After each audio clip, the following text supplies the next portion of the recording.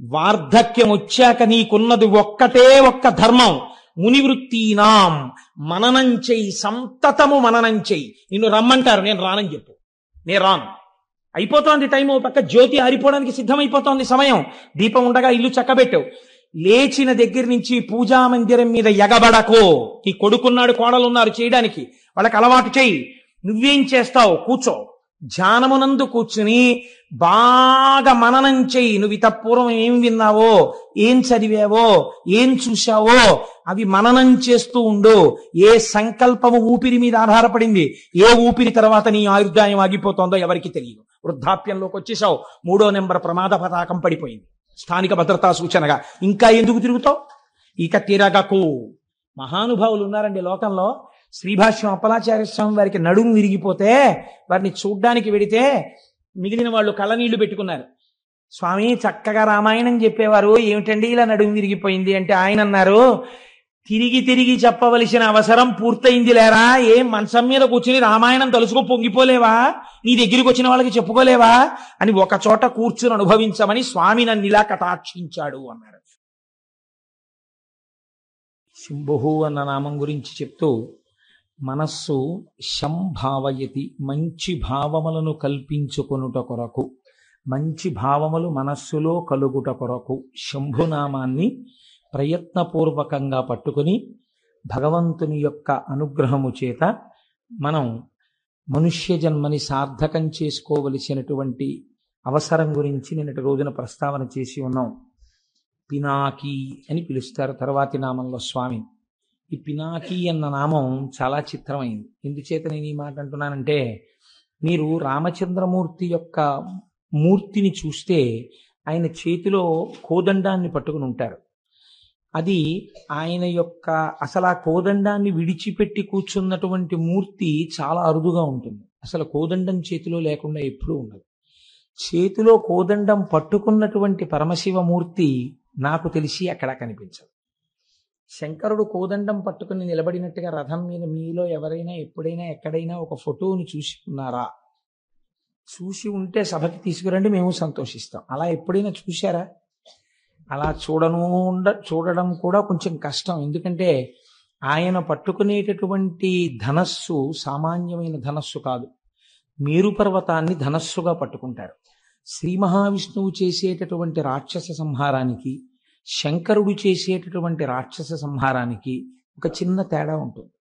శ్రీ మహావిష్ణువు రాక్షస సంహారం చేసేటప్పుడు ఆ రాక్షసుడు ఏ వరాలు కోరుకున్నాడో దానికి మినహాయింపుగా చంపడానికి వీలైనటువంటి శరీరాన్ని స్వీకరిస్తారు.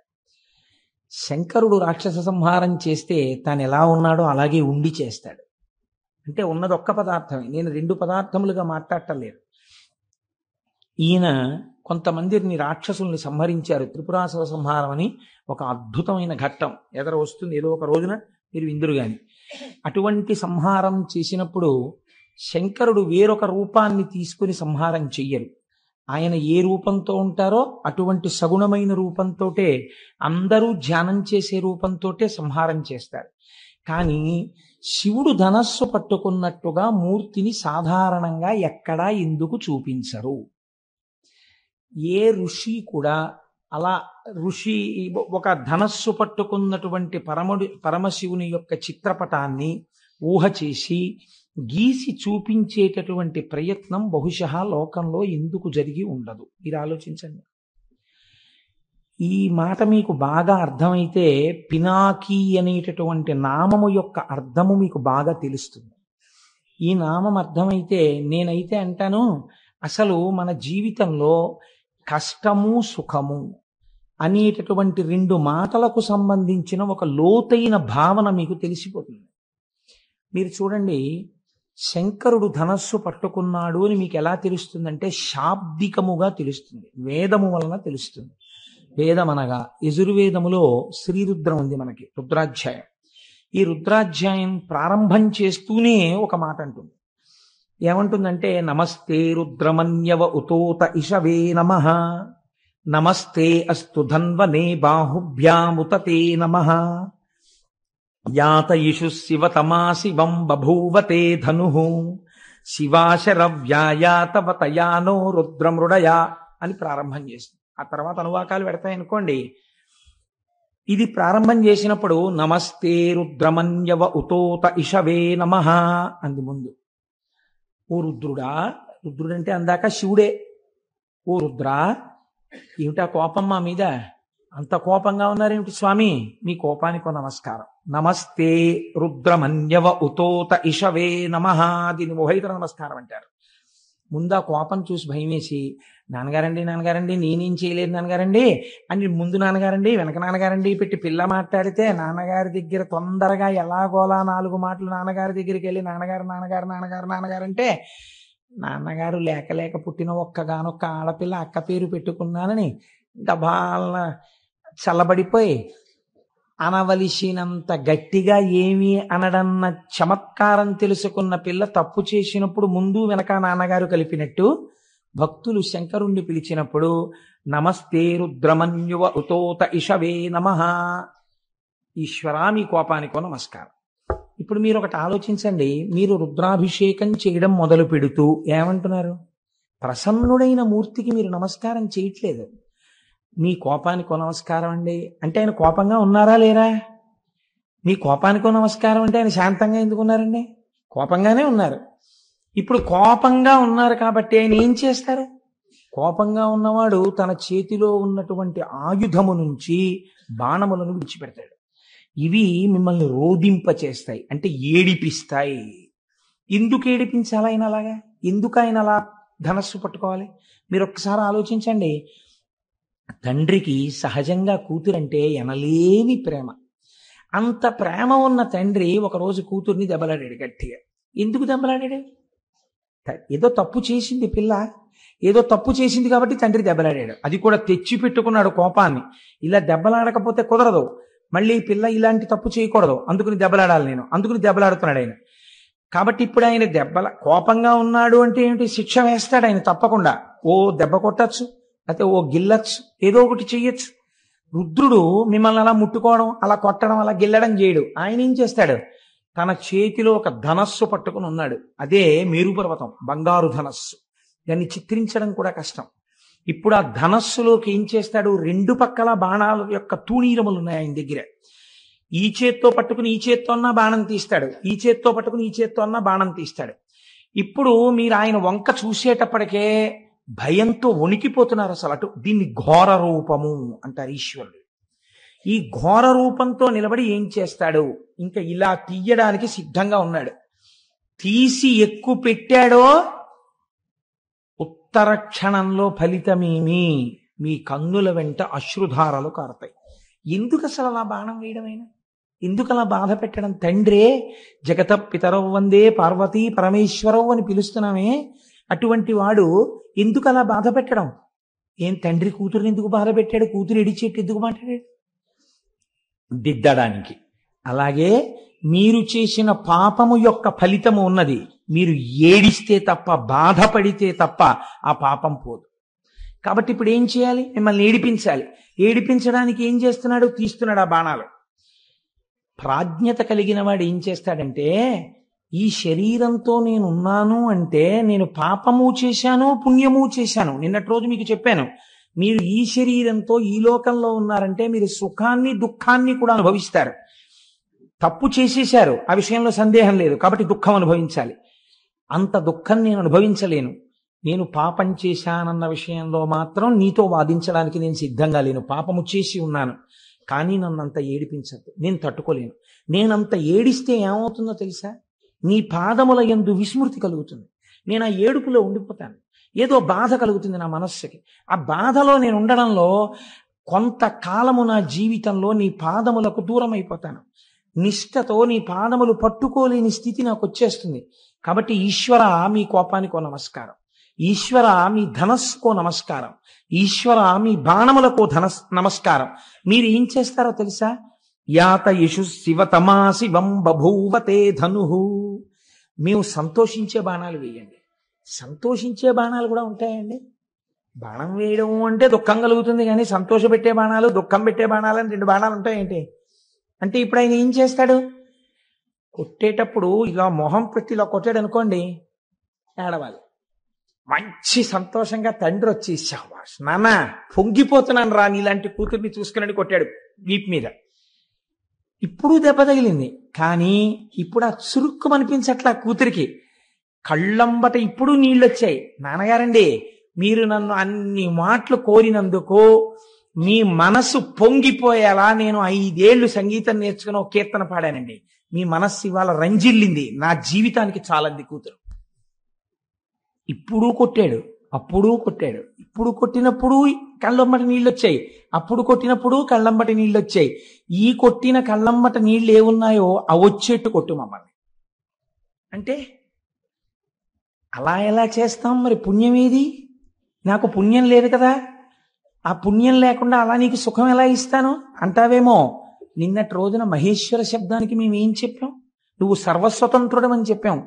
మేం చేసిన పుణ్యం ఏదీ లేకపోతే ఈ లోకంలో ఎందుకున్నాం? సుఖము దుఃఖము అనుభవించడానికి ఈ లోకంలోకి వచ్చాం. కాబట్టి ఏదో ఇంత పుణ్యం ఉందిగా మాకు. నువ్వు తలుచుకుంటే ఈ ఇంత పుణ్యాన్ని, అబ్బో ఎంత పుణ్యమో ఎంత పుణ్యమో ఎంత పుణ్యమో ఎంత పుణ్యం చేశాడో అని మమ్మల్ని పైకెత్తి మా జబ్బ చరిచేటంతటి వాణ్ణి చేసి నన్ను నీ భక్తుణ్ణి చేసుకుంటే ఎవరైనా అడ్డొచ్చారా? అలా చేసుకో, నన్ను నీ త్రోవలో పెట్టుకో. దీన్ని మార్చాడండి దూర్జటి. శ్రీశైలేషు భజింతునో యభవు కాంచీనాథు సేవింతునో కాశీవల్లభు కొల్వబోతునో మహాకాళేషు పూజింతునో నా శీలంబణువైన మెరువణుచున్ రక్షింపవే నీ కృపా శ్రీ శృంగార విలాసహాసములచే శ్రీకాళహస్తీశ్వర అన్నాడు. ఇందులో ఉన్న యాత ఇష శివతమా శివం బభూవతే ధను శివాశరవ్యాయాతవతయానో రుద్రమృడయా. ఈ మంత్రాన్నే తీసుకున్నాడు ఆయన. కాబట్టి ఈశ్వర మమ్మల్ని అలా కృప చెయ్యండి. ఇప్పుడు ఈ ధనస్సుకి ఆ ధనస్సుకి మార్పు ఉందా లేదా? అది ఘోర రూపం, ఇది అఘోర రూపం. అంటే ఇప్పుడు ఆయన ప్రసన్నుడు, ఎంతో సంతోషంగా ఉన్నాడు.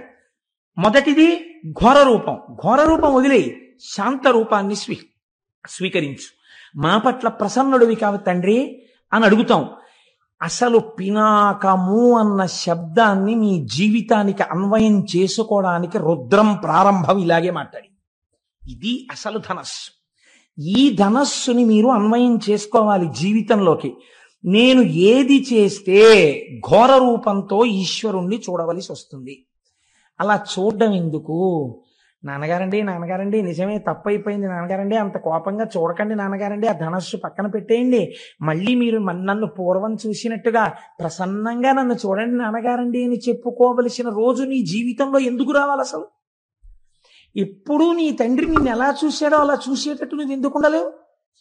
ఇది నీకు అర్థమైతే నీ తండ్రిని ఎప్పుడు శాంత రూపంతో చూడాలని నువ్వు అనుకుంటే ప్రతిరోజు రుద్రపారాయణం నువ్వు చేస్తే ఆయన చేతిలో అలా చూడవలసిన అవసరం నీకు కలగకూడదు. నువ్వు శాంతముగా ఉన్నటువంటి శివదర్శనాన్ని కోరుకున్న వాడవై ఉండాలి. ఇప్పుడు చూడండి ఆయన ఏం చేస్తున్నాడు ఈ 2 ధనస్సులు పట్టుకుని. మీరు చాలా జాగ్రత్తగా ఆలోచించండి. శివతత్వం చాలా గంభీరంగా ఉంటుంది. ఒక దుఃఖాన్ని ఇచ్చాడు, పరమభక్తుడు అనుకోండి, ఆయన దుఃఖం రాలేదనుకోండి, అప్పుడు శివుడు కటాక్షించినట్లు అని మీరు అనుకుంటున్నారా? అలా ఏం ఉండదు. కటాక్షం అంటే ఎలా ఉంటుందో తెలుసా అండి? చేయవలసినటువంటి హాని చేస్తాడు, కానీ దాని వలన మీరు కంటికి మంటికి ఏకధారగా ఏడవలసిన అవసరం లేకుండా చేస్తాడు. ఇది గమ్మత్తుగా ఉంటుంది. ఎలా ఉంటుందంటే, ఒక పిల్లవాడు ఆడుకుంటూ పడిపోయాడు. వాడి కాలుకు 6 ఫ్రాక్చర్లు అయ్యాయి. చూసిన డాక్టర్ గారు అన్నారు, అసలు వీడి తల పగిలిపోవాలి ఇలా పడిపోతాయి అన్నారు. తల పగలకుండా కాలు విరగ్గొట్టు వదిలిపెట్టాడు. ఇప్పుడు అందులో ఏముంది? తండ్రి ఏడ్చాడా లేదా? అయ్యో వీడి కాలు విరిగిపోయింది కొడుక్కను 3 నెలలు ఏడిచాడు వాడు కట్టేసుకు పడుకుంటే. కానీ తలే పగిలిపోయి ఉంటే జీవితాంతం ఏడవాలి. అలా ఏడవలసిన అవసరం లేకుండా 3 నెలలు ఏడ్చేట్టుగా తీశాడు. ఎందుకు తీశాడు? రోజు ఇలా చెప్పుకున్నాడు కాబట్టి. శివాశరవ్యాయాతవతయానో రుద్రమృడయా అని చెప్పాడు.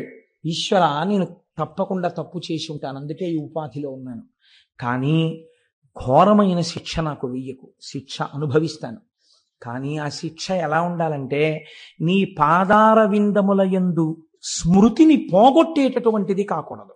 అటువంటి శిక్ష నాకు వెయ్యి అని అడిగాడు. ఇప్పుడు వాడు తట్టుకోగలిగినంత శిక్షని వేస్తాడు. అలా వేస్తే అంత శిక్ష ఎందుకు వేయలేదు అని మీరు నేను అడగగలమా? ఆయన స్వతంత్రుడు, మహేశ్వరుడు. కాబట్టి ఇప్పుడు ఏమైంది? దీని వలన మీ పాపం పోయిందా లేదా? ఇప్పుడు మీరు కేవలము ఘోర రూపంతో ఈశ్వరుడు శిక్ష వేసిన తామసికుడు అని మీరు చెప్పకూడదు. ఎందుకు చెప్పకూడదు అంటే ఈశ్వరుడు అలా మీకు శిక్ష వేసేయడం వల్ల మీ పాపం పోయింది. చెయ్యరానంత ఘోరమైన నేరాలు చేశాడండి. అన్ని నేరాలు చేసినా రాష్ట్రపతి క్షమాభిక్ష పెట్టారు.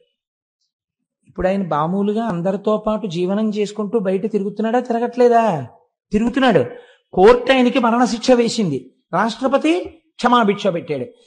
ఆయన శిక్ష అనుభవించేసినట్టేనా కాదా చేసిన నేరానికి? ఇంకా మళ్ళీ ఎప్పుడైనా పట్టుకెళ్ళిపోతారేమో అన్న భయం ఉంటుందా? ఉండదు. రాష్ట్రపతి ఉదారుడై పెట్టిన క్షమాభిక్ష చేత విడుదలైనటువంటి ఖైదీ ఎంత పాపం చేసినా కొట్టుకుపోయినట్టు, ఎంత పాపం చేసిన వాడైనా ఈశ్వరుడి పాదములు పట్టుకున్నవాడైతే ఆయన పాదముల యందు విస్మృతి కలగవలసిన అవసరము లేని రీతిలో తప్పించి వాడు భరించగలిగినంత దుఃఖాన్ని మాత్రమే ఇచ్చి తప్పిస్తాడు. కాబట్టి మీకిప్పుడు శిక్ష వెయ్యడంలో కూడా ఆయన ఒక తండ్రి బిడ్డన్ని చూసుకున్నట్టు చూసి కొడతాడు. తండ్రి కొడతాడు కొడుకుని, కానీ చిన్న పిల్లవాడిని తండ్రి కొట్టడంలో ఎంత జాగ్రత్త తీసుకుని కొడతాడో తెలుసా అండి? వాడు నిలబడితే ఎక్కడ పడితే అక్కడ కొట్టడం. చెయ్యుంది కదా అని ఆ పిల్లాన్ని నెత్తి మీద అక్కడ ఏం కొట్టాడు తండ్రి, ఏది ఏది అని లెంప మీద కొడతాడు, చెంప మీద. ఎందుకని? ఇక్కడ కొడితే పిల్లవాడికి ఏం ప్రమాదం రాదు. గూబ మీద కొట్టేశాడు అనుకోండి పిల్లవాడిని, ఈయనే పరిగెత్తాలి 15 రోజులు ఇంటెన్సివ్ కేర్ యూనిట్కి. అందుకని ఏ తండ్రి తన బిడ్డడి గూబ మీద కొట్టుకోడు. ఏ తండ్రి అయినా తన బిడ్డల్ని రక్షించి శిక్షయందు రక్ష వేసేటప్పుడు చెంప మీద మాత్రమే కొడతాడు. అది కూడా దాటిపోయాడు అనుకోండి, తండ్రి కోపం అవధులు మీరిపోయేటట్టుగా కొడుకు చేస్తే అప్పుడేమో వాడి యొక్క టెంపరితనం చేత తండ్రి చెయ్యి గూబ మీద తగులుతుందేమో, కానీ ప్రయత్నపూర్వకంగా గూబ మీద కొడతానన్న తండ్రి ఉండడు. మీరు అలా ఉండాలని అనుకుంటే ఆయన తండ్రిగా ఉండడానికి ఎప్పుడూ సిద్ధంగా ఉన్నాడు. కాబట్టి ఈశ్వర, మేం పాపం చేశాం, మీరు ఈ ధనస్సుతో మాకు కనపడద్దు, మీరు ప్రసన్నమూర్తి అయి కనపడండి. ఇప్పుడు మీరు చూడండి, శిక్ష వెయ్యడంలో కూడా ఔదార్యం ఉన్నదా లేదా? ఉన్నదనే కదా మీరు ఒప్పుకోవాలి. అసలు సనాతన ధర్మమునకున్న చాలా గొప్పతనం ఏమిటో తెలుసా అండి? మీరు చేసే పాపానికి ఫలితం ఇచ్చేవాడు ఒకడు మిమ్మల్ని భయపెట్టడానికి, మీ భయం తీయడానికి ఒకడు, ఇద్దరు ఉండరు. భయకృత్ భయనాశన. భయాన్ని సృష్టించేవాడు పరమాత్మే, భయాన్ని తీసేసేవాడు పరమాత్మే. ఇది సనాతన ధర్మమునందున్నటువంటి జీవధార. మీరు చాలా జాగ్రత్తగా చూడండి. మీకు కష్టం వచ్చిందనుకోండి, ఎవరిచ్చారండి మీకు ఈ కష్టం అని అడిగారు అనుకోండి, ఎవరిచ్చారు? భగవంతుడే ఇచ్చాడు. మీకు ఈ కష్టం తప్పిందనుకోండి, ఎవరిచ్చారు? ఈశ్వరుడే ఇచ్చాడు. ఆ కష్టాన్ని కాలంలో మీరు మర్చిపోయేటట్టుగా చేసిన కాలస్వరూపుడెవడు? ఈశ్వరుడే. గురుస్వరూపి అయి మళ్ళీ వచ్చి మీ మనస్సుకి వచ్చిన గాయాన్ని మాన్పించి మిమ్మల్ని యథామార్గమునందు మళ్ళీ తిప్పినవాడెవరు? ఈశ్వరుడే. కాబట్టి ఈశ్వరుడు యొక్క కారుణ్యమునకు అంతులేదు. కాబట్టి ఇప్పుడు శాస్త్రం అంది, ఆయన పట్టుకున్న ధనస్సు శిక్ష వేస్తోందా రక్ష చేస్తోందా? శిక్ష అన్న మాటే లేదు, రక్షణే ఉన్నది. నీ పాప ఫలితాన్ని అంత తేలికగా తీస్తున్నాడు ఆయన. లేకపోతే ఈ పాపం అంతా ఉండిపోతే నువ్వు ఎంత ప్రమాదకరమైన స్థితికి వెళ్ళాలి. అలా ఉండకుండా తీసేస్తున్నాడు. మీరు చూడండి, నేను ఇలా చెప్పానని మీరు అనుకోకండి. రేపు మీరు సుబ్రహ్మణ్యేశ్వర స్వామి ఉత్సవంలో చదువుతారు, వింటారు. సుబ్రహ్మణ్యేశ్వర స్వామి చరిత్రని ఈసారి విస్తృతంగా ఒక 3-4 రోజులు చెప్పాలి అని నేను అనుకుంటున్నాను. ఆ తర్వాత ఈశ్వరీచ్ఛ. సుబ్రహ్మణ్యేశ్వర స్వామి వారి కావడి ఎత్తడానికి మామూలు కావడి పనికిరాదు. సుబ్రహ్మణ్యుడికి ఎత్తేటటువంటి కావిడి ప్రత్యేకమైన కావిడి ఉంటుంది. ఇప్పుడు మీకు చూపించిన కావిడి తెప్పించడానికి మేము విశ్వ ప్రయత్నం చేస్తూ ఎలా తెప్పించాలో తెలియకుండా ఉండిపోయిన స్థితిలో నాకు తెలుసు, గోపాలకృష్ణ గారికి తెలుసు, దొరగారికి తెలుసు, మాకు ముగ్గురికి తెలుసు. సుబ్రహ్మణ్యేశ్వరుడే ఒక రూపంలో వచ్చి ఆ సమస్యని పరిష్కరించాడు. పరిష్కరించి ఇవాళ మీకు అందరికీ ఆ కావిడి ఎందుకు చూపించామో తెలుసా అండి? అందుకే చూపించమని చెప్పాను నేను.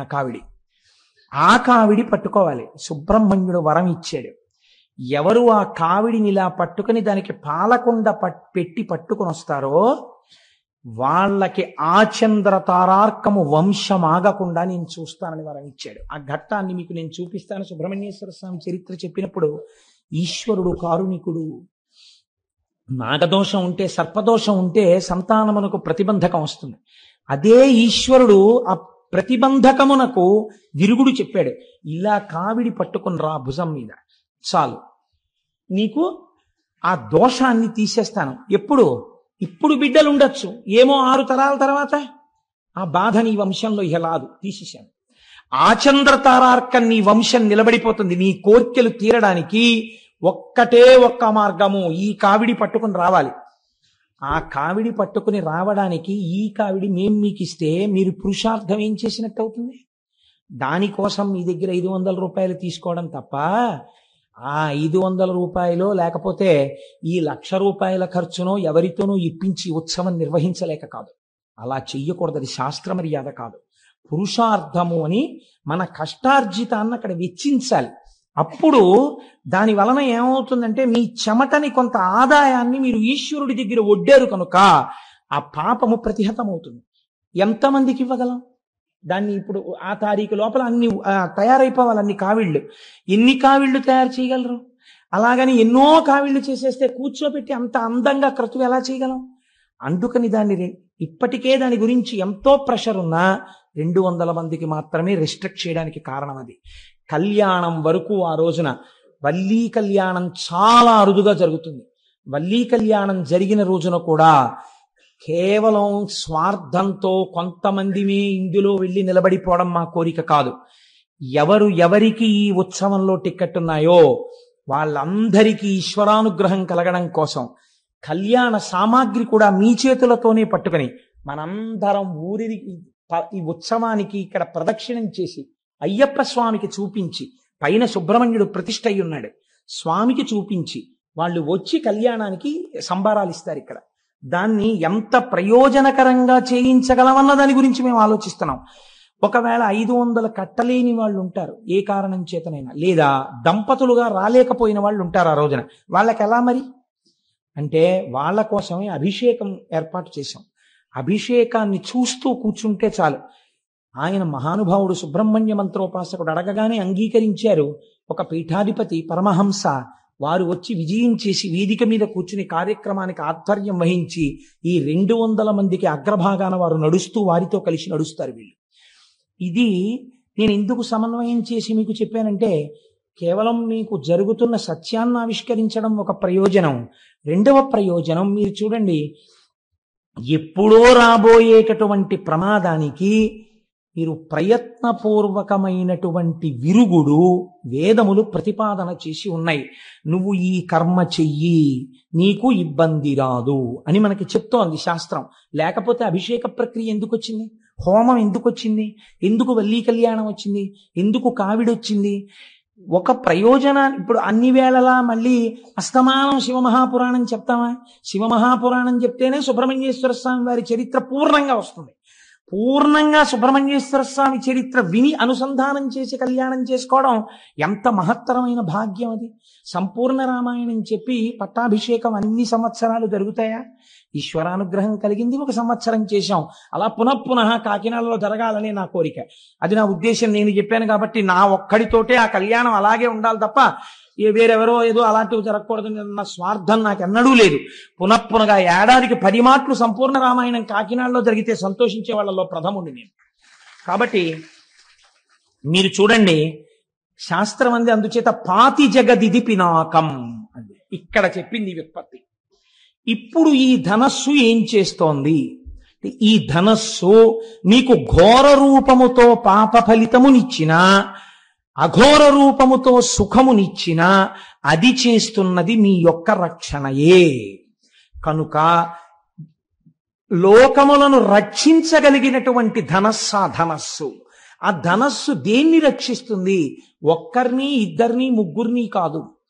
ఎన్ని కోట్ల మంది ఉన్నారో, ఎన్ని బ్రహ్మాండాలున్నాయో, ఇన్ని బ్రహ్మాండములనన్నింటినీ, ఇన్ని జీవుల్ని రక్షించగలిగినటువంటి ధనస్సు ఆయన చేతి యందున్న ధనస్సు. అందుకే రుద్రం ఆ ధనస్సుని అంత స్తోత్రం చేసింది. అటువంటి ధనస్సు కలిగిన వాడా ఓ రుద్రుడా, ఆ నీ చేతిలో ఉన్నది పినాకము. అయితే మీరు ఇక్కడ ఒక్క విషయం ఆలోచించండి. ఆ పిలిచేటప్పుడు మహేశ్వర శబ్దాన్ని కానీ శివ శబ్దాన్ని కానీ తిన్నగా ప్రయోగించకుండా నమస్తే రుద్ర అంటూ రుద్ర శబ్దంతో ఎందుకు ప్రారంభం చెయ్యాలి ధనస్సుని? ధనస్సుకి రుద్ర శబ్దానికి ఏమైనా దగ్గర సంబంధం ఉందా? లేకపోతే రుద్ర సంబంధంతో ధనస్సుని ఎందుకు అన్వయం చేసింది వేదం? వేదం అంటే ఎదుర్వేదం అండి, ఎదుర్వేదమే రుద్రాధ్యాయం. అంటే రోదయతి సర్వమంతకాలే ఇది రుద్ర. రుద్రుడనగా ఎవరు?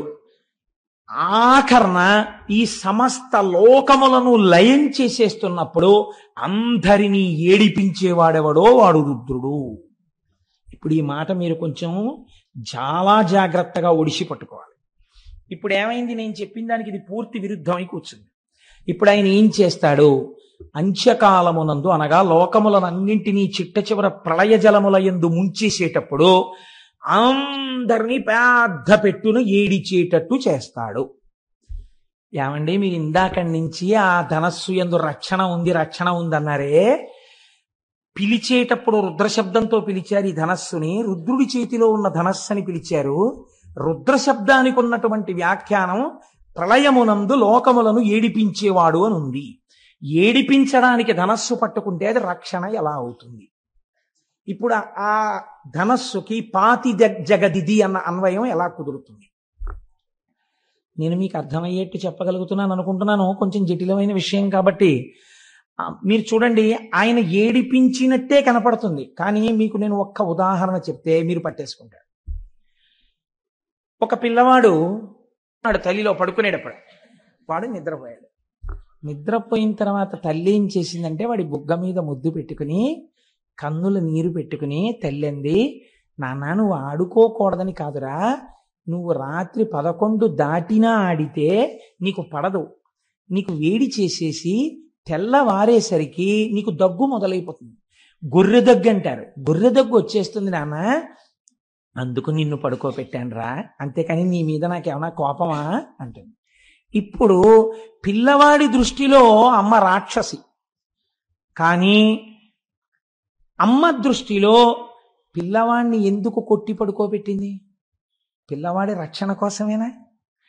ఏడిపించి పడుకోబెట్టడంలో అమ్మ చేతికి క్రౌర్యాన్ని మీరు అంటగట్టగలరా? మీరు ఇక్కడ అంటగట్టలేకపోతే అక్కడ అంటగట్టలేరు. అదేమిటండి మీరు అలా మాట్లాడతారు? ఇక్కడ కొడుకును పడుకోబెట్టిందంటే అక్కడ ఆయన ఏకంగా సంహారం చేస్తున్నాడు. దీనికి దానికి ఎలా కుదురుతుంది? నేను మీకు మాట చెప్తాను. మనకి ప్రళయములు 3 ప్రళయములు ఉన్నాయి. నిత్య ప్రళయము ఒకటి. నిత్య ప్రళయం అంటే ప్రతిరోజు వస్తుంది ఆ ప్రళయం. ఏమిటా ప్రళయం అంటే అది కూడా అనుగ్రహమే.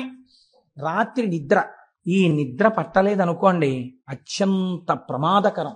నిద్రాభంగం చెయ్యడం అంత పాపం లోకంలో ఇంకోట్లేదు.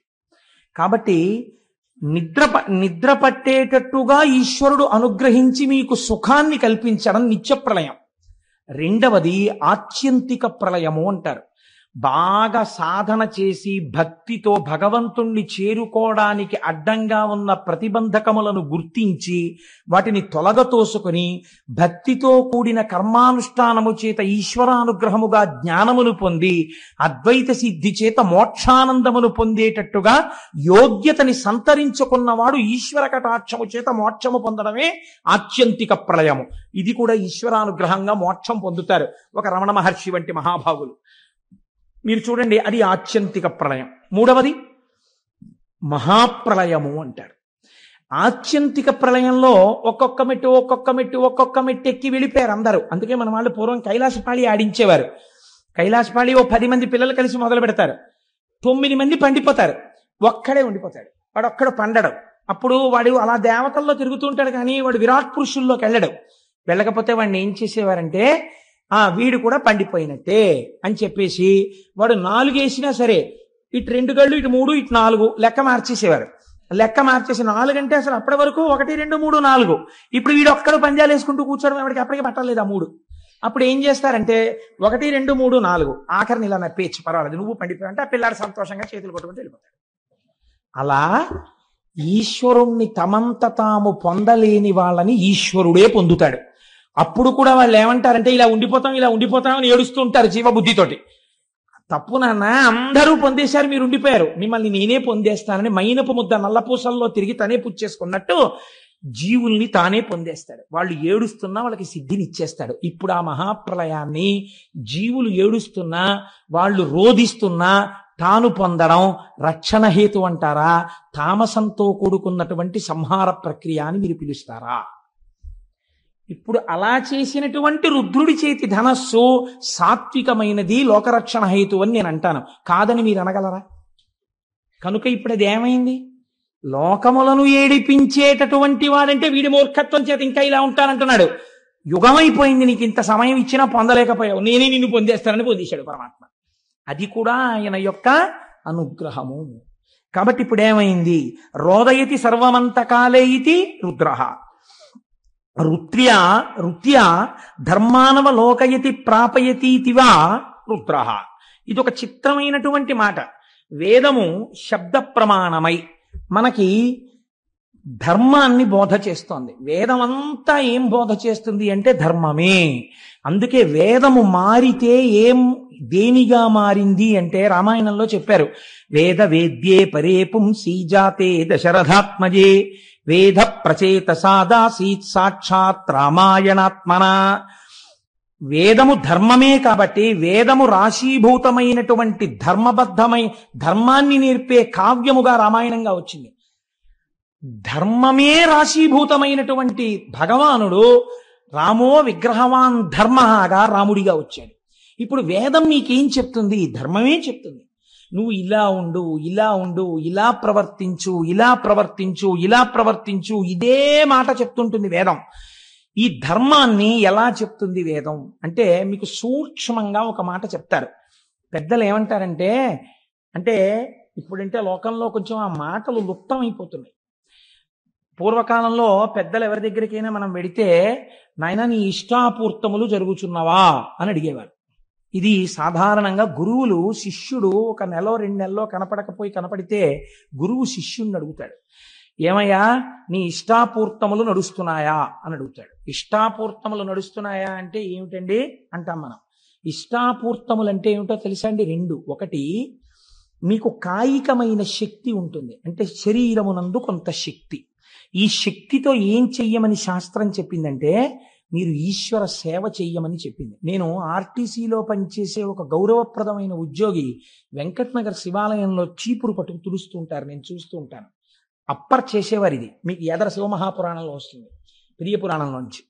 మీ శరీరములో ఉన్న బలం బతికున్న దగ్గర నుంచి చచ్చిపోయే వరకు నా వాళ్ళనుకున్న మీ వాళ్ళ కోసమే కాదు, ఏదో ఒక సేవకు ఉపయోగపడాలి. ఈశ్వరుడి యొక్క వాహనం వెళ్ళిపోతుంటే మీరు వెళ్ళి అడగాలి. వాళ్ళు చీ అన్నా పర్వాలేదు, అయ్యా ఒక్కసారి వహిస్తానని అడగాలి. వాళ్ళు ఇస్తే వెంటనే భుజాన్ని పట్టాలి. శరీరము దానికి ఉపయోగపడాలి.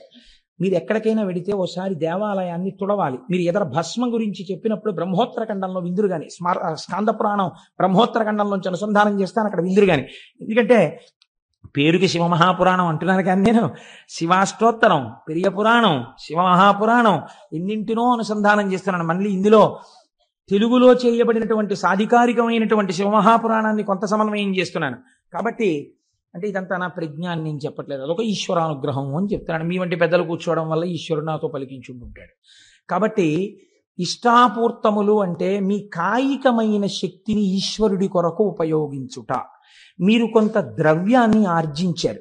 ఈ ద్రవ్యాన్ని ఆర్జించినప్పుడు ఈ ద్రవ్యంలో కొంత భాగాన్ని మీ శక్తి మేరకు ఈశ్వరార్చనలో మీరు ఉపయోగించి తీరాలి. లేకపోతే ఉత్తరగతులు ఎక్కడి నుంచి వస్తాయి? మీరు మీ సంసారం కోసం ఖర్చు పెట్టింది 0, మీకే ఫలితాన్ని ఇవ్వదు. అది మీ ధర్మం, అంతే. ఖర్చు పెట్టారు. మీరు హుండీలో వేసిన రూపాయి మీకు ఉత్తమ లోకాల్ని నిర్ణయం చేస్తుంది. మీరు అయ్యప్ప స్వామి గుళ్ళో ₹1 వేశారనుకోండి, ఓ నియమం పెట్టుకున్నారనుకోండి. ఒక ఉదాహరణకి చెప్తున్నాను, నేను 40 రోజులు శివమహాపురాణం వింటూ ప్రతిరోజు ₹1 హుండీలో వేస్తాను అనో నిర్ణయం పెట్టుకున్నారనుకోండి. ఈ హుండీ తెరిచి చూసి దీంట్లో రేపొద్దున్న ఇక్కడ అయ్యప్ప స్వాములు అందరూ పూజలు చేస్తారు. స్వామివారి దగ్గర బోల్డన్ని జ్యోతులు వెలిగించినప్పుడు ఒత్తులు కొన్న దాంట్లో మీ ₹1 వెళ్ళింది అనుకోండి. ఆ ₹1తో వెలిగినటువంటి దీపం ఉత్తరోత్తర జన్మలలో ఎక్కడ మిమ్మల్ని రక్షిస్తుందో మీకు తెలియదు, ఎక్కడి నుంచి వచ్చిందో ఈ పుణ్యం. కానీ కాపాడేస్తుంది. మీ ద్రవ్యంలోంచి ప్రయత్నపూర్వకంగా మీరు ఖర్చు పెట్టాలి. ఇది స్థాయిని బట్టి ఉంటుంది. ఒక మహాత్ముడు దేవాలయ నిర్మాణం చేయగలిగినటువంటి వాడై ఉంటాడు.